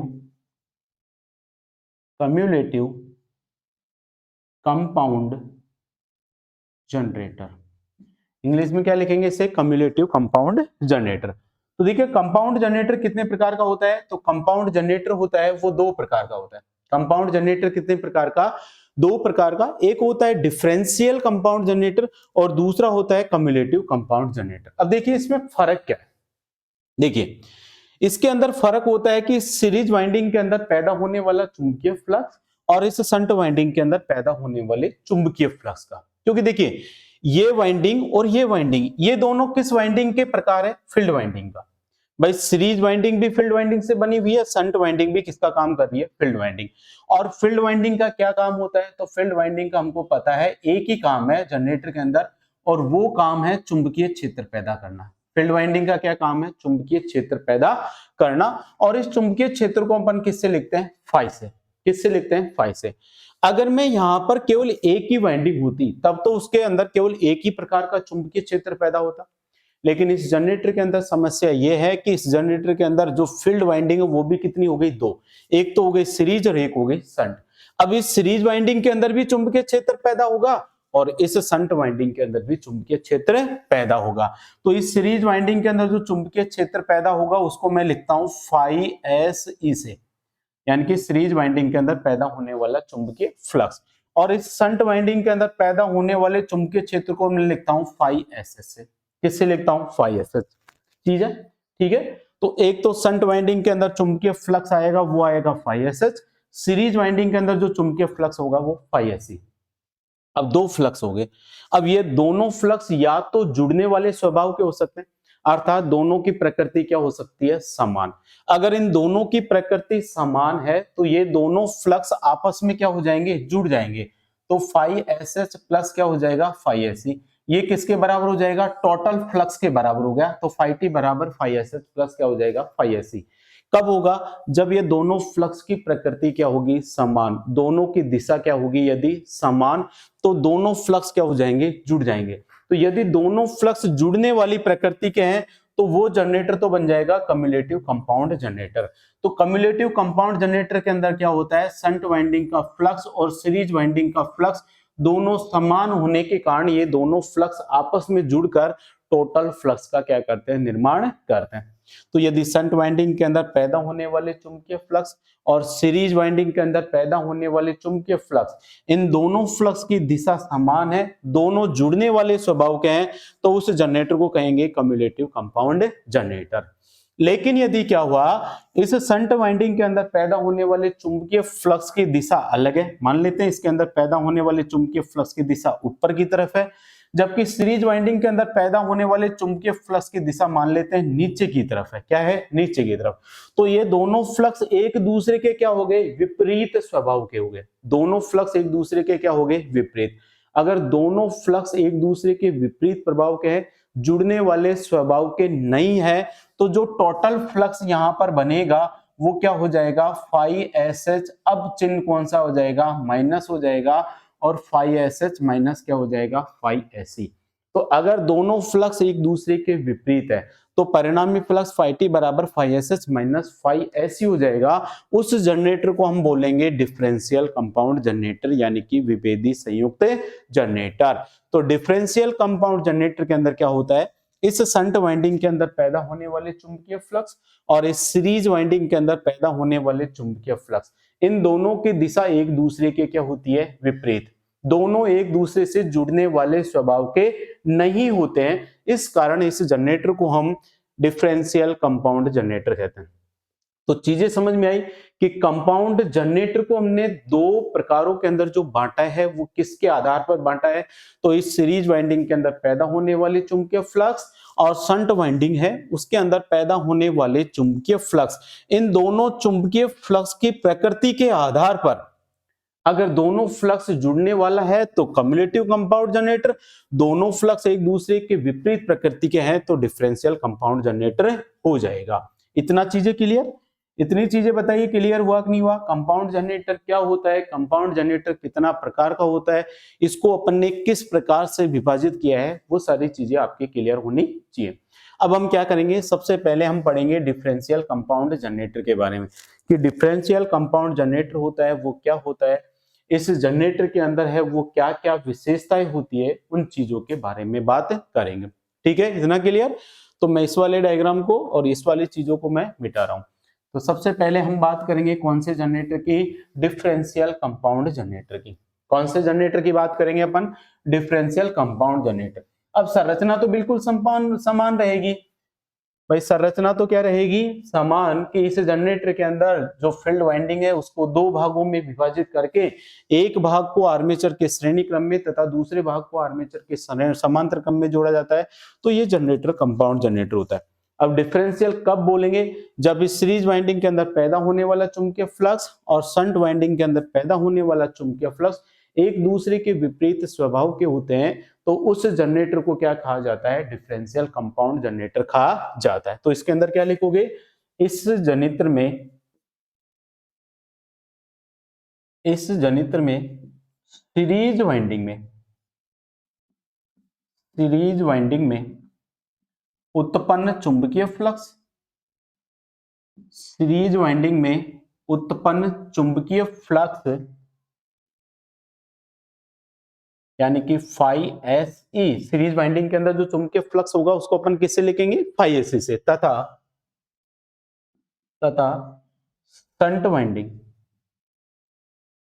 तथा शंट वाइंडिंग में उत्पन्न चुंबकीय फ्लक्स,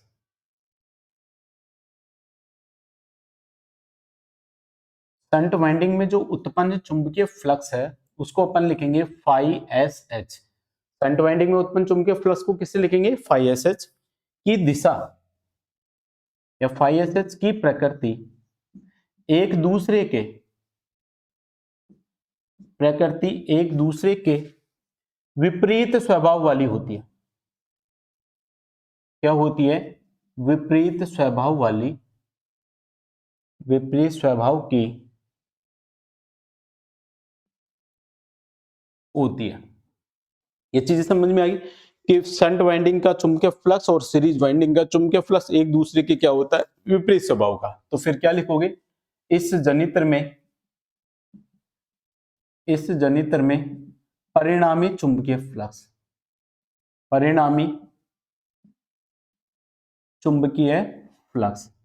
तो इस जनरेटर के अंदर परिणामी जो चुंबकीय फ्लक्स होगा वो phi T, total flux phi T बराबर क्या हो जाएगा, फाई एस एच माइनस क्या हो जाएगा, फाई एस ई हो जाएगा। ये वाला इंपॉर्टेंट है, याद रखना कि डिफरेंशियल कंपाउंड जनरेटर के अंदर कुल फ्लक्स फाई टी बराबर क्या होता है, फाई एस एच माइनस क्या होता है आपका, फाई एस ई होता है। फाई एस एच माइनस क्या होता है, फाई ए।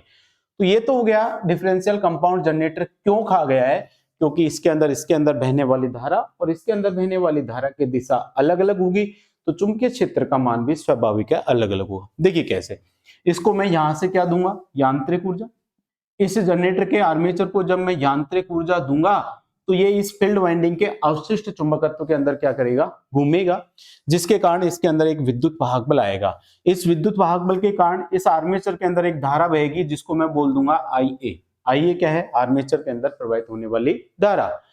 ये आई ए धारा आगे जाकर सीरीज वाइंडिंग में से जाएगी और इस सीरीज वाइंडिंग के अंदर प्रवाहित होने वाली धारा को मैं लिख दूंगा आई एस ई से। अब देखिए इस सीरीज वाइंडिंग के अंदर जो धारा जा रही है वो कहां जा रही है, नीचे से कैसे जा रही है, ऊपर की तरफ। अर्थात इस सीरीज वाइंडिंग के अंदर प्रवाहित होने वाली धारा की दिशा कैसे रहेगी, नीचे से ऊपर की तरफ। तो इस सीरीज वाइंडिंग के अंदर जो चुंबकीय फ्लक्स होगा उसकी दिशा भी कैसे होगी, नीचे से ऊपर की तरफ होगी। ये वाली चीजें क्लियर। यहां पर आते ही ये जो सीरीज वाइंडिंग की धारा है वो कितने भागों में बढ़ जाएगी, आपके दो भागों में बढ़ जाएगी। कितने भागों में बढ़ जाएगी, आपके दो भागों में। कुछ धारा लोड की तरफ जाएगी तो कुछ धारा क्या जाएगी, आपके शंट वाइंडिंग की तरफ जाएगी। अब शंट वाइंडिंग के अंदर जो धारा जाएगी उसको मैं लिखूंगा आई एस एच और लोड की तरफ जो धारा जाएगी उसको मैं लिखूंगा आई एल से। किससे लिखूंगा, आई एल से।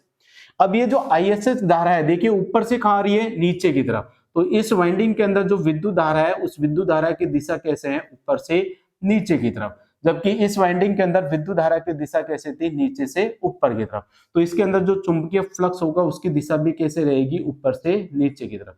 तो देखो फाई एस एच की दिशा तो कहां है, ऊपर की तरफ है। फाई एस ई की दिशा तो कहां है, ऊपर की तरफ। और फाई एस एच की दिशा क्या है, नीचे की तरफ। तो इन दोनों चुंबकीय फ्लक्स की दिशा एक दूसरे के क्या हो गई, विपरीत।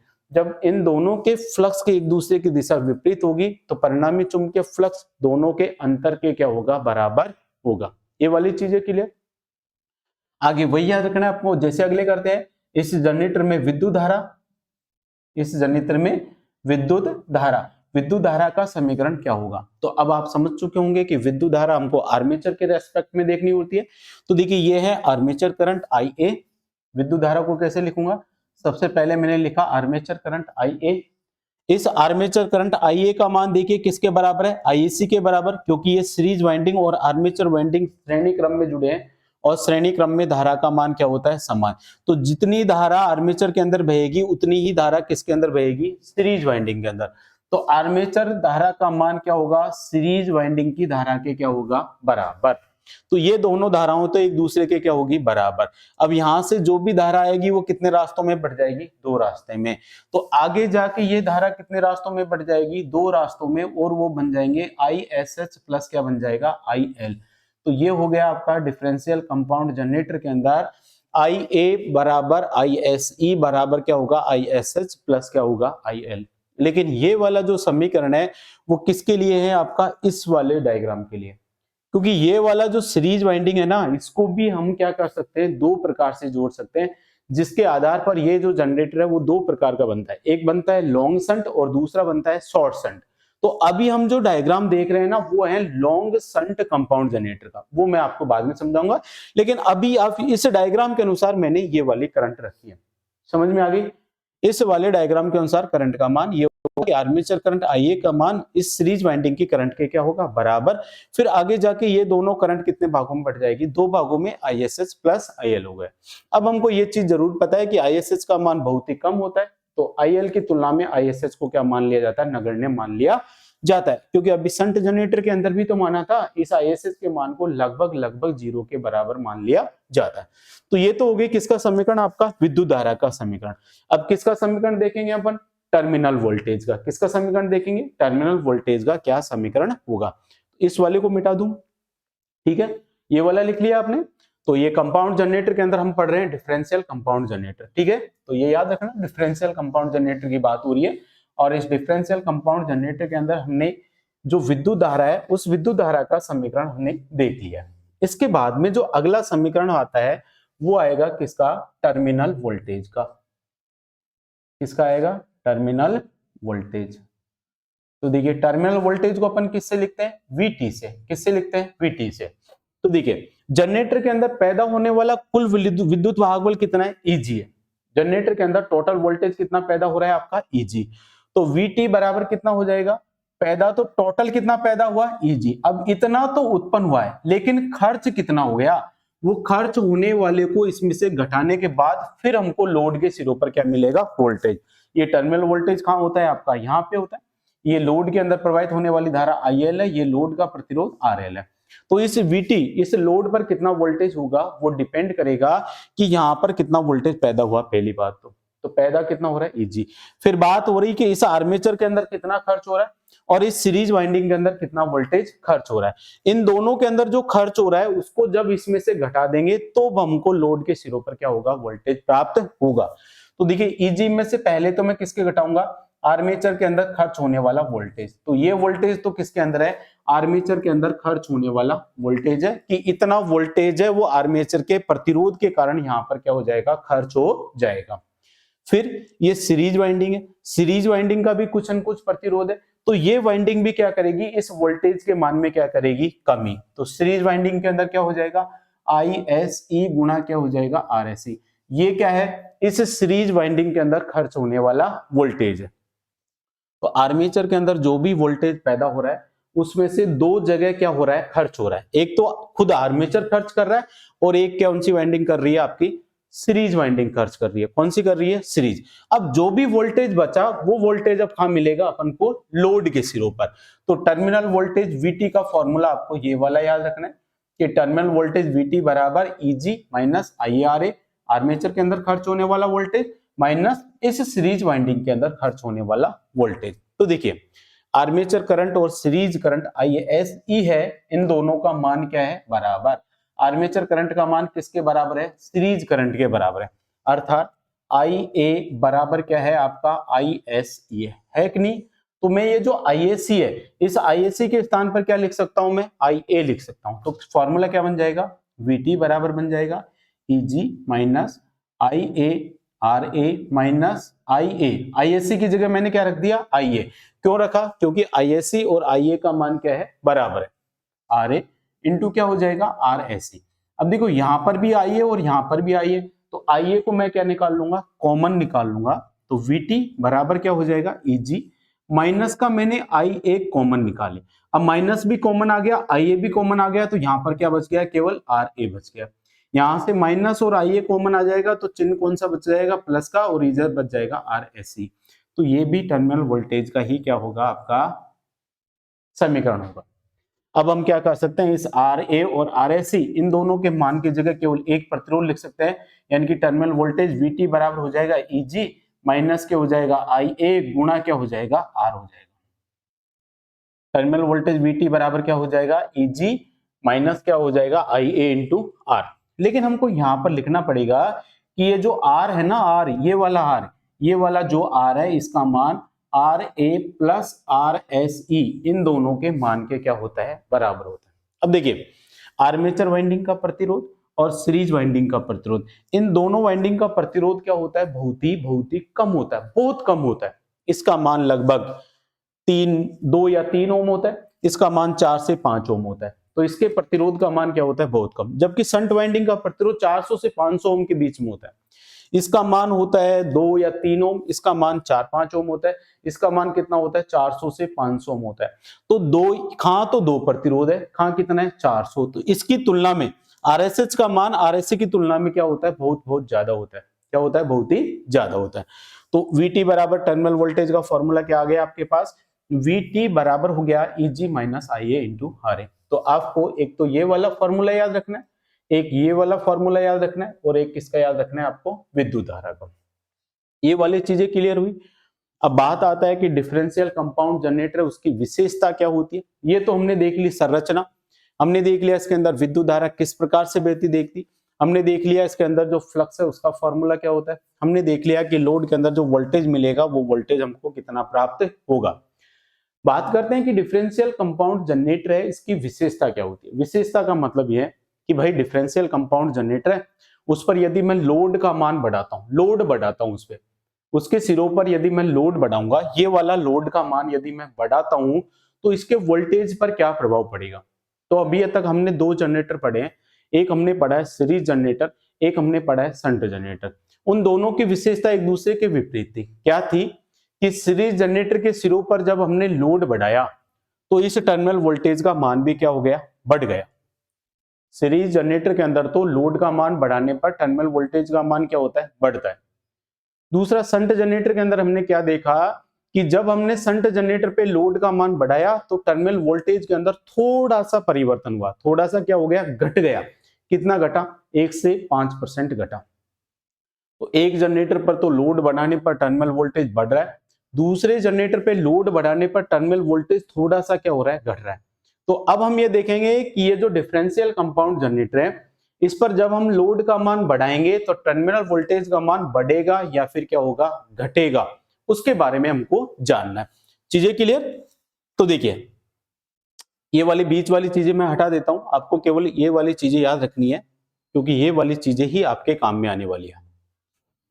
ठीक है, अब मैं क्या कर रहा हूं, लोड का मान बढ़ा रहा हूं। इस लोड का मान मैं बढ़ाऊंगा तो बताइए इस लोड के अंदर प्रवाहित होने वाली धारा का मान क्या होगा, बढ़ेगा। लोड का मान बढ़ाने से लोड के अंदर प्रवाहित होने वाली धारा का मान क्या होगा, बढ़ेगा। तो जब मैंने IL का मान बढ़ाया, किसका मान बढ़ाया, IL का मान बढ़ाया, तो IL का मान बढ़ाने से क्या होगा, IL का मान बढ़ाने से देखिए पहली बात तो ये ISH का मान क्या होता है, बहुत कम होता है। IL की तुलना में ISH का मान क्या होता है, बहुत ही कम। इस कारण ISH को हम क्या मान लेते हैं, जीरो मान लेते हैं। और जब ISH को जीरो मान लेंगे तो इसके अंदर क्या हो जाएगा, IA बराबर ISC बराबर क्या हो जाएगा, IL हो जाएगा। लगभग लिख सकते हैं यहाँ पर, लगभग क्या होगा, बराबर। क्योंकि ISH का मान हमने क्या कर लिया, इस ISH का मान हमने बहुत बहुत बहुत कम होने के कारण, कम वाला चिन्ह ऐसे लगाओगे, कम होता है किसकी तुलना में, IL की तुलना में। इस कारण ISH के मान को लगभग जीरो के बराबर क्या कर लिया जाता है, मान लिया जाता है। अब देखिए लोड करंट का मान मैंने बढ़ाया, ठीक है, लोड करंट का मान बढ़ाया, तो बताइए सीरीज करंट का मान भी क्या होगा, बढ़ेगा। लोड करंट का मान बढ़ाया तो सीरीज करंट का मान क्या होगा, बढ़ेगा। बढ़ेगा नहीं बढ़ेगा, क्योंकि सीरीज करंट और लोड करंट का मान एक दूसरे के क्या है, बराबर है। सीरीज करंट और लोड करंट का मान एक दूसरे के क्या है, बराबर। तो जब लोड करंट का मान बढ़ेगा तो इस सीरीज करंट का मान भी क्या होगा, बढ़ेगा। एक बात बताइए, जब सीरीज करंट ये है सीरीज वाइंडिंग के अंदर बहने वाली धारा, तो जब इस लोड करंट का मान बढ़ा तो इस वाली धारा का मान भी क्या होगा, बढ़ेगा। जब इस वाइंडिंग के अंदर बहने वाली धारा का मान बढ़ेगा तो इस वाइंडिंग के अंदर पैदा होने वाले चुंबकीय फ्लक्स का मान भी क्या होगा, बढ़ेगा। यानी कि φSe का मान क्या होगा, बढ़ेगा। किसका मान बढ़ा, φSe का। क्यों मान बढ़ा, क्योंकि मैंने लोड का मान बढ़ाया। लोड का मान बढ़ाने से सीरीज वाइंडिंग के अंदर बहने वाली धारा का मान बढ़ा। सीरीज वाइंडिंग के अंदर बहने वाली धारा का मान बढ़ा तो सीरीज वाइंडिंग के अंदर पैदा होने वाले चुंबकीय फ्लक्स का मान भी क्या हो गया, बढ़ गया। अब सीरीज वाइंडिंग के अंदर पैदा होने वाले चुंबकीय फ्लक्स का मान बढ़ा, तो यहाँ पे आइए, हम जानते हैं कि टोटल फ्लक्स φT बराबर φSH माइनस क्या होता है, φSe होता है। अब मैं यदि φSe का मान बढ़ाता हूं, किसका मान बढ़ाता हूं मैं, φSe का मान बढ़ा, तो बताइए टोटल फ्लक्स का मान क्या हो जाएगा, आपका घट जाएगा। क्योंकि माइनस वाली संख्या बढ़ेगी तो फ्लक्स के मान में क्या होगी, कमी। और हम जानते हैं कि जब फ्लक्स का मान कम होगा तो पैदा होने वाले विद्युत वाहक बल Eg समानुपाती होता है फाई इंटू क्या होता है, N होता है। और जब इसके अंदर फ्लक्स का मान कम होगा तो इस जनरेटर के अंदर पैदा होने वाले विद्युत वाहक बल का मान क्या हो जाएगा, कम हो जाएगा। और जब इस जनरेटर के अंदर पैदा होने वाले विद्युत वाहक बल का मान कम हो जाएगा तो इस जनरेटर के अंदर टर्मिनल वोल्टेज का मान भी क्या हो जाएगा, घट जाएगा।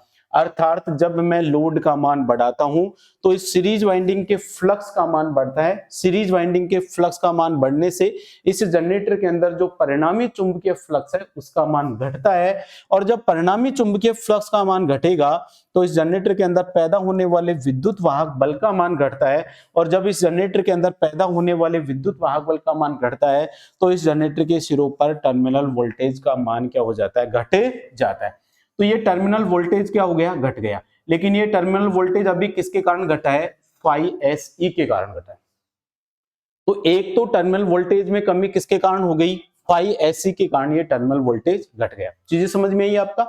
देखो मैं इसको लिख देता हूं आपको यहाँ पर कि जब क्या हुआ आपका IL का मान बढ़ा, किसका मान बढ़ा आपका, IL का मान बढ़ा, तो किसका मान बढ़ेगा, सीरीज वाइंडिंग के अंदर बहने वाली धारा ISC का मान बढ़ा। ISC का मान बढ़ने से किसका मान बढ़ा, फाई एस ई का मान बढ़ गया।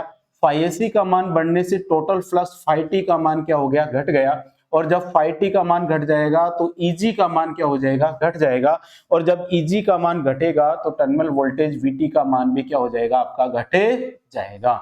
ये वाली चीजें लाइन समझ में आ गई। तो ये वाली लाइन आपको है ना इन फॉर्मूलों की सहायता से समझनी है, रटनी नहीं है, इसको समझनी है आपको। भाई कैसे समझनी है कि ये शंट वाइंडिंग के अंदर तो धारा का मान कम होता है, तो हम जान सकते हैं कि शंट जनरेटर के अंदर IA बराबर ISC बराबर IL। IL बढ़ा तो ISC बढ़ेगा, ISC बढ़ा तो इसके अंदर पैदा होने वाला चुंबकीय फ्लक्स बढ़ेगा, फ्लक्स बढ़ेगा तो अब ये माइनस वाली संख्या का मान बढ़ रहा है तो इस कुल फ्लक्स का मान क्या हो जाएगा, घट जाएगा। और हम जानते हैं कि ये जो विद्युत वाहक बल है वो तो फ्लक्स के क्या होता है, समानुपाती। अगर फ्लक्स घट गया तो विद्युत वाहक बल, प्रेरित विद्युत वाहक बल का मान घट जाएगा। और यदि प्रेरित विद्युत वाहक बल घट गया तो टर्मिनल वोल्टेज भी क्या हो जाएगा, घट जाएगा। तो एक तो डिफरेंशियल कंपाउंड जनरेटर के अंदर इस चुंबकीय फ्लक्स के कारण टर्मिनल वोल्टेज का मान क्या हो जाता है, घट जाता है। क्या और भी किसी कारण से चुंबकीय फ्लक्स घट सकता है या बढ़ सकता है क्या, तो देखिए एक और देखते हैं। जब मैंने लोड का मान बढ़ाया तो अभी तो मैंने सीरीज वाइंडिंग से देखा था, अब मैं सीरीज वाइंडिंग की जगह आर्मेचर वाइंडिंग से देखता हूं, क्योंकि सीरीज वाइंडिंग और आर्मेचर वाइंडिंग की धारा का मान क्या होता है, बराबर। जब इस लोड का मान बढ़ाने से इस सीरीज वाइंडिंग का करंट बढ़ा तो इस आर्मेचर वाइंडिंग की करंट का मान नहीं बढ़ेगा क्या, क्योंकि ये दोनों करंट तो क्या है, एक ही लाइन के अंदर बह रही है, दोनों करंट का मान क्या है, बराबर। IA बराबर क्या है, ISC। तो जब लोड का मान बढ़ रहा है तो इस सीरीज वाइंडिंग की करंट बढ़ रही है तो इस आर्मेचर करंट का मान भी तो क्या होगा, बढ़ेगा। बढ़ेगा नहीं बढ़ेगा। अब आर्मेचर की करंट का मान बढ़ गया तो आर्मेचर के अंदर खर्च होने वाला वोल्टेज, आर्मेचर के अंदर खर्च होने वाले वोल्टेज को किससे लिखते हैं, IA इंटू RA से। ये रहा आर्मेचर के अंदर खर्च होने वाला वोल्टेज कितना है, IA गुणा RA। अब IA का मान बढ़ गया तो इस खर्च होने वाले वोल्टेज का मान भी क्या हो जाएगा, बढ़ जाएगा। और जब ज्यादा वोल्टेज खर्च होगा तो टर्मिनल वोल्टेज पर पैदा मिलने वाले वोल्टेज का मान वापस क्या हो जाएगा, घट जाएगा।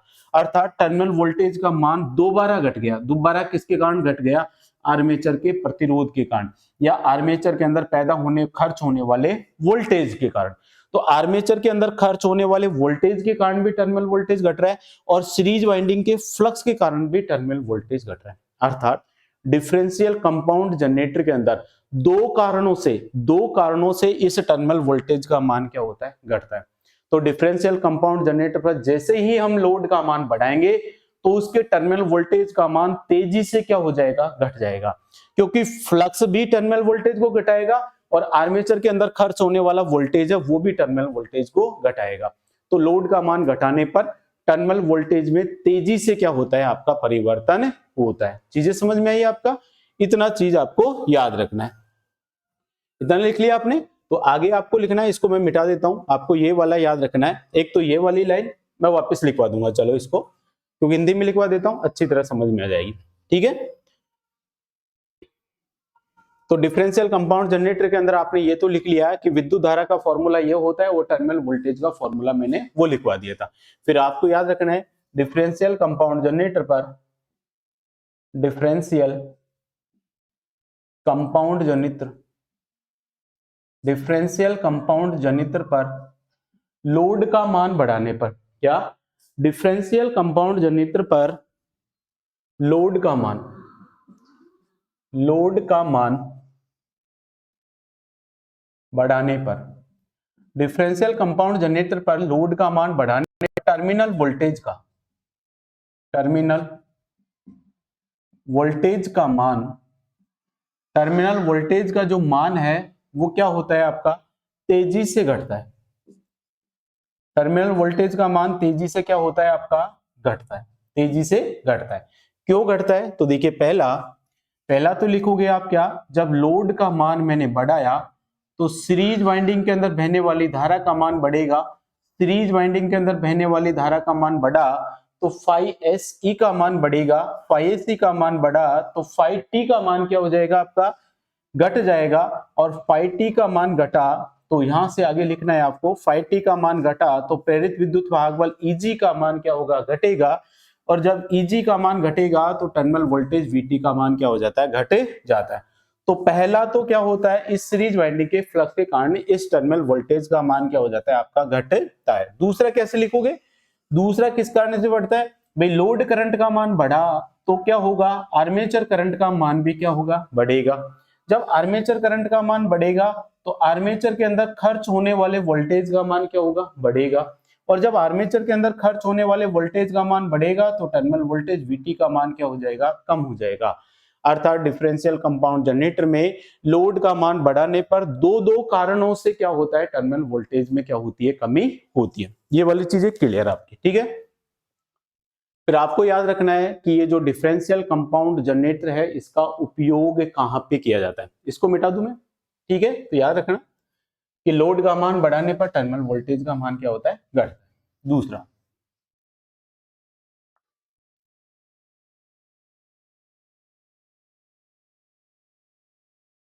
सेकंड नंबर पे याद रखोगे कि डिफरेंशियल कंपाउंड जनरेटर का उपयोग, क्या लिखोगे, उपयोग। तो उपयोग लिखोगे आप, उपयोग कि डिफरेंशियल डिफरेंशियल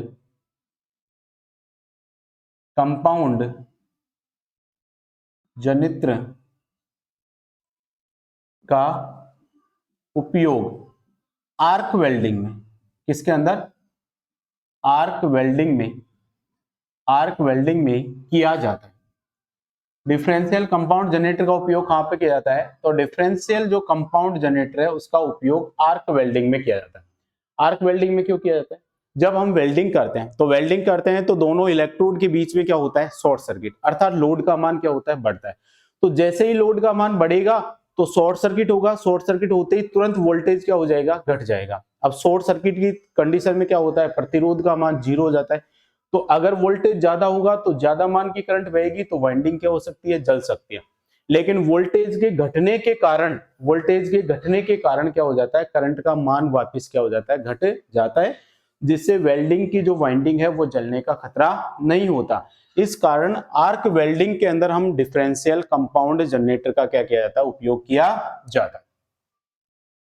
आर्क वेल्डिंग में कौन से जनरेटर का उपयोग करेंगे अपन, डिफरेंशियल कंपाउंड जनरेटर का। फिर इसकी कुछ विशेषता, विशेषता यह है कि इसके अंदर आपसे क्वेश्चंस पूछा जाता है। देखिए क्या क्वेश्चन पूछा जाएगा। पहला क्वेश्चन तो यह है कि ये आपका डिफरेंशियल कंपाउंड जनरेटर है, क्या है, इसको मिटा देता हूं, संट वाइंडिंग है, ध्यान रखना। डिफरेंशियल कंपाउंड जनरेटर है आपका, फुल लोड पर काम कर रहा है, मतलब रनिंग अवस्था में, उस अवस्था में यदि मैं इसकी संट वाइंडिंग को ओपन कर दूं, रनिंग अवस्था में ये संट वाइंडिंग क्या हो जाए, यदि ओपन हो जाए, तो देखिए ये संट वाइंडिंग ओपन होगी तो ये वाइंडिंग तो काम करना क्या कर देगी, बंद कर देगी। अब क्या होगा, इसका आर्मेचर इस सीरीज वाइंडिंग के क्या जुड़ जाएगा, श्रेणी क्रम में, और ये जनरेटर है वो कुछ इस प्रकार से काम करने लगेगा। अब ये जनरेटर इस प्रकार से काम कर रहा है तो बताइए कौन सा जनरेटर बन गया आपका, सीरीज जनरेटर बन गया। क्या बन गया, सीरीज, क्योंकि संट वाइंडिंग हट गई ना। अब संट वाइंडिंग हट गई तो बताइए अब ये कौन सा जनरेटर बन गया आपका, सीरीज जनरेटर बन गया, नहीं बन गया। और सीरीज जनरेटर की क्या विशेषता होती है कि इस पर जब लोड का मान बढ़ाते हैं तो इसके टर्मिनल वोल्टेज का मान क्या होता है, बढ़ता है। तो यदि कोई डिफरेंशियल कंपाउंड जनरेटर है वो रनिंग अवस्था में काम कर रहा है, और रनिंग अवस्था में यदि इसकी स्टंट वाइंडिंग क्या हो जाती है, ओपन हो जाती है, तो ये सीरीज जनरेटर की तरह काम करता है, जिससे टर्मिनल वोल्टेज का मान बढ़ जाता है। तो क्या लिखोगे, विशेषता के अंदर पहले लिखोगे रनिंग अवस्था में, इसमें रनिंग अवस्था में संट वाइंडिंग ओपन होने पर, shunt winding open, shunt winding open होने पर, शंट वाइंडिंग ओपन होने पर टर्मिनल वोल्टेज, टर्मिनल वोल्टेज क्या हो जाता है आपका, टर्मिनल वोल्टेज बढ़ जाता है, टर्मिनल वोल्टेज क्या होता है आपका, बढ़ता है। दूसरा, अब ये जो रनिंग अवस्था में काम कर रहा है, अब शंट वाइंडिंग ओपन नहीं हो रही है, शंट वाइंडिंग ओपन की जगह क्या कर दिया मैंने, शॉर्ट सर्किट कर दिया। शंट वाइंडिंग को मैंने क्या कर दिया, शॉर्ट सर्किट। कौन सी अवस्था में, रनिंग अवस्था में।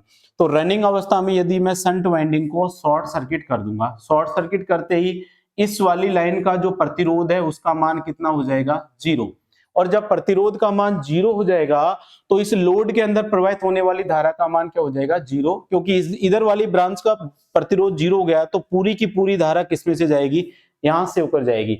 इस लोड के अंदर से कोई भी धारा प्रवाहित नहीं होगी, और जब लोड के अंदर धारा नहीं आएगी तो इस टर्मिनल वोल्टेज का मान कितना हो जाएगा, 0 हो जाएगा। क्या हो जाएगा, 0।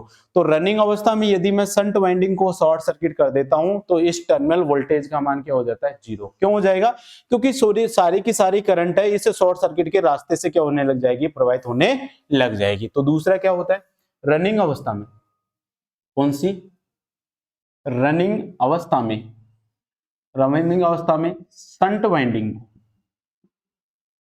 शंट वाइंडिंग को शॉर्ट करने पर, शंट वाइंडिंग को शॉर्ट करने पर क्या होगा, टर्मिनल वोल्टेज, टर्मिनल वोल्टेज क्या हो जाता है आपका, शून्य हो जाता है। टर्मिनल वोल्टेज क्या हो जाता है आपका, शून्य हो जाता है। तो ये कुछ विशेषता है डिफरेंशियल कंपाउंड जनरेटर की जो आपको याद रखनी है। अब इसका आता है केवल बाह्य अभिलाक्षणिक वक्र। तो वक्र तो मैंने आपको अभी थोड़ी देर पहले समझा दिया कि आपके डिफरेंशियल कंपाउंड जनरेटर पर जब हम लोड का मान बढ़ाते हैं तो टर्मिनल वोल्टेज का मान तेजी से क्या होता है आपका, बढ़ता है, वो सॉरी घटता है। क्या होता है, घटता है। तो बाह्य अभिलाक्षणिक वक्र क्या आता है, बाह्य अभिलाक्षणिक, बाह्य अभिलाक्षणिक वक्र। तो देखिए इधर तो मैं ले रहा हूं क्या आपका लोड करंट IL और इधर ले रहा हूं मैं टर्मिनल वोल्टेज PT।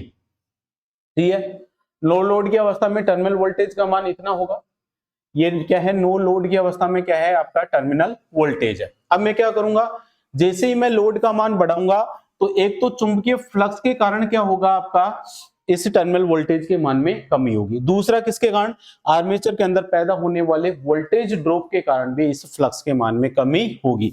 तो देखिए ये जो वोल्टेज है वो क्या होगा, तेजी से कम होगा। वोल्टेज क्या होगा आपका, तेजी से क्या हो जाएगा आपका, घट जाएगा। शंट जनरेटर का वोल्टेज तो थोड़ा सा घटा था, लेकिन डिफरेंशियल कंपाउंड जनरेटर का वोल्टेज क्या होता है आपका, तेजी से क्या हो जाता है, घट जाता है। इतना वोल्टेज क्या हो गया आपका, घट गया। तो ये कौन सा वोल्टेज है आपका, फुल लोड वोल्टेज है, और ये कौन सा वोल्टेज है आपका, नो लोड वोल्टेज है। अब इसके अंदर ये जो वोल्टेज में कमी हुई है ना, एक तो किसके कारण हुई है, एक तो कारण हुई है IAR के कारण, और एक किसके कारण हुई है, phi SE के कारण। तो दो दो कारणों से यहाँ पर वोल्टेज घटता है। इसलिए जैसे ही हम लोड का मान बढ़ाते हैं तो लोड का मान बढ़ाने पर इस टर्मिनल वोल्टेज का मान तेजी से क्या हो जाता है आपका, घटता है। टर्मिनल वोल्टेज का मान तेजी से क्या होता है आपका, घटता है। तो ये क्या हो जाएगा आपका डिफरेंशियल कंपाउंड जनरेटर का क्या हो गया, ग्राफ। चीजें समझ में आई। तो आज हमने केवल 2 जनरेटर पढ़े, एक हमने पढ़ा शंट जनरेटर और दूसरा पढ़ा हमने कंपाउंड जनरेटर के अंदर। कंपाउंड जनरेटर के अंदर दूसरा ने जो फर्स्ट प्रकार था डिफरेंशियल कंपाउंड जनरेटर, उसको कंप्लीट कर लिया। अब अगली क्लास के अंदर हम पढ़ेंगे कम्युलेटिव कंपाउंड जनरेटर के बारे में। तो आज के लिए बस इतना ही, मिलते हैं आपको नेक्स्ट क्लास के अंदर। Thank you.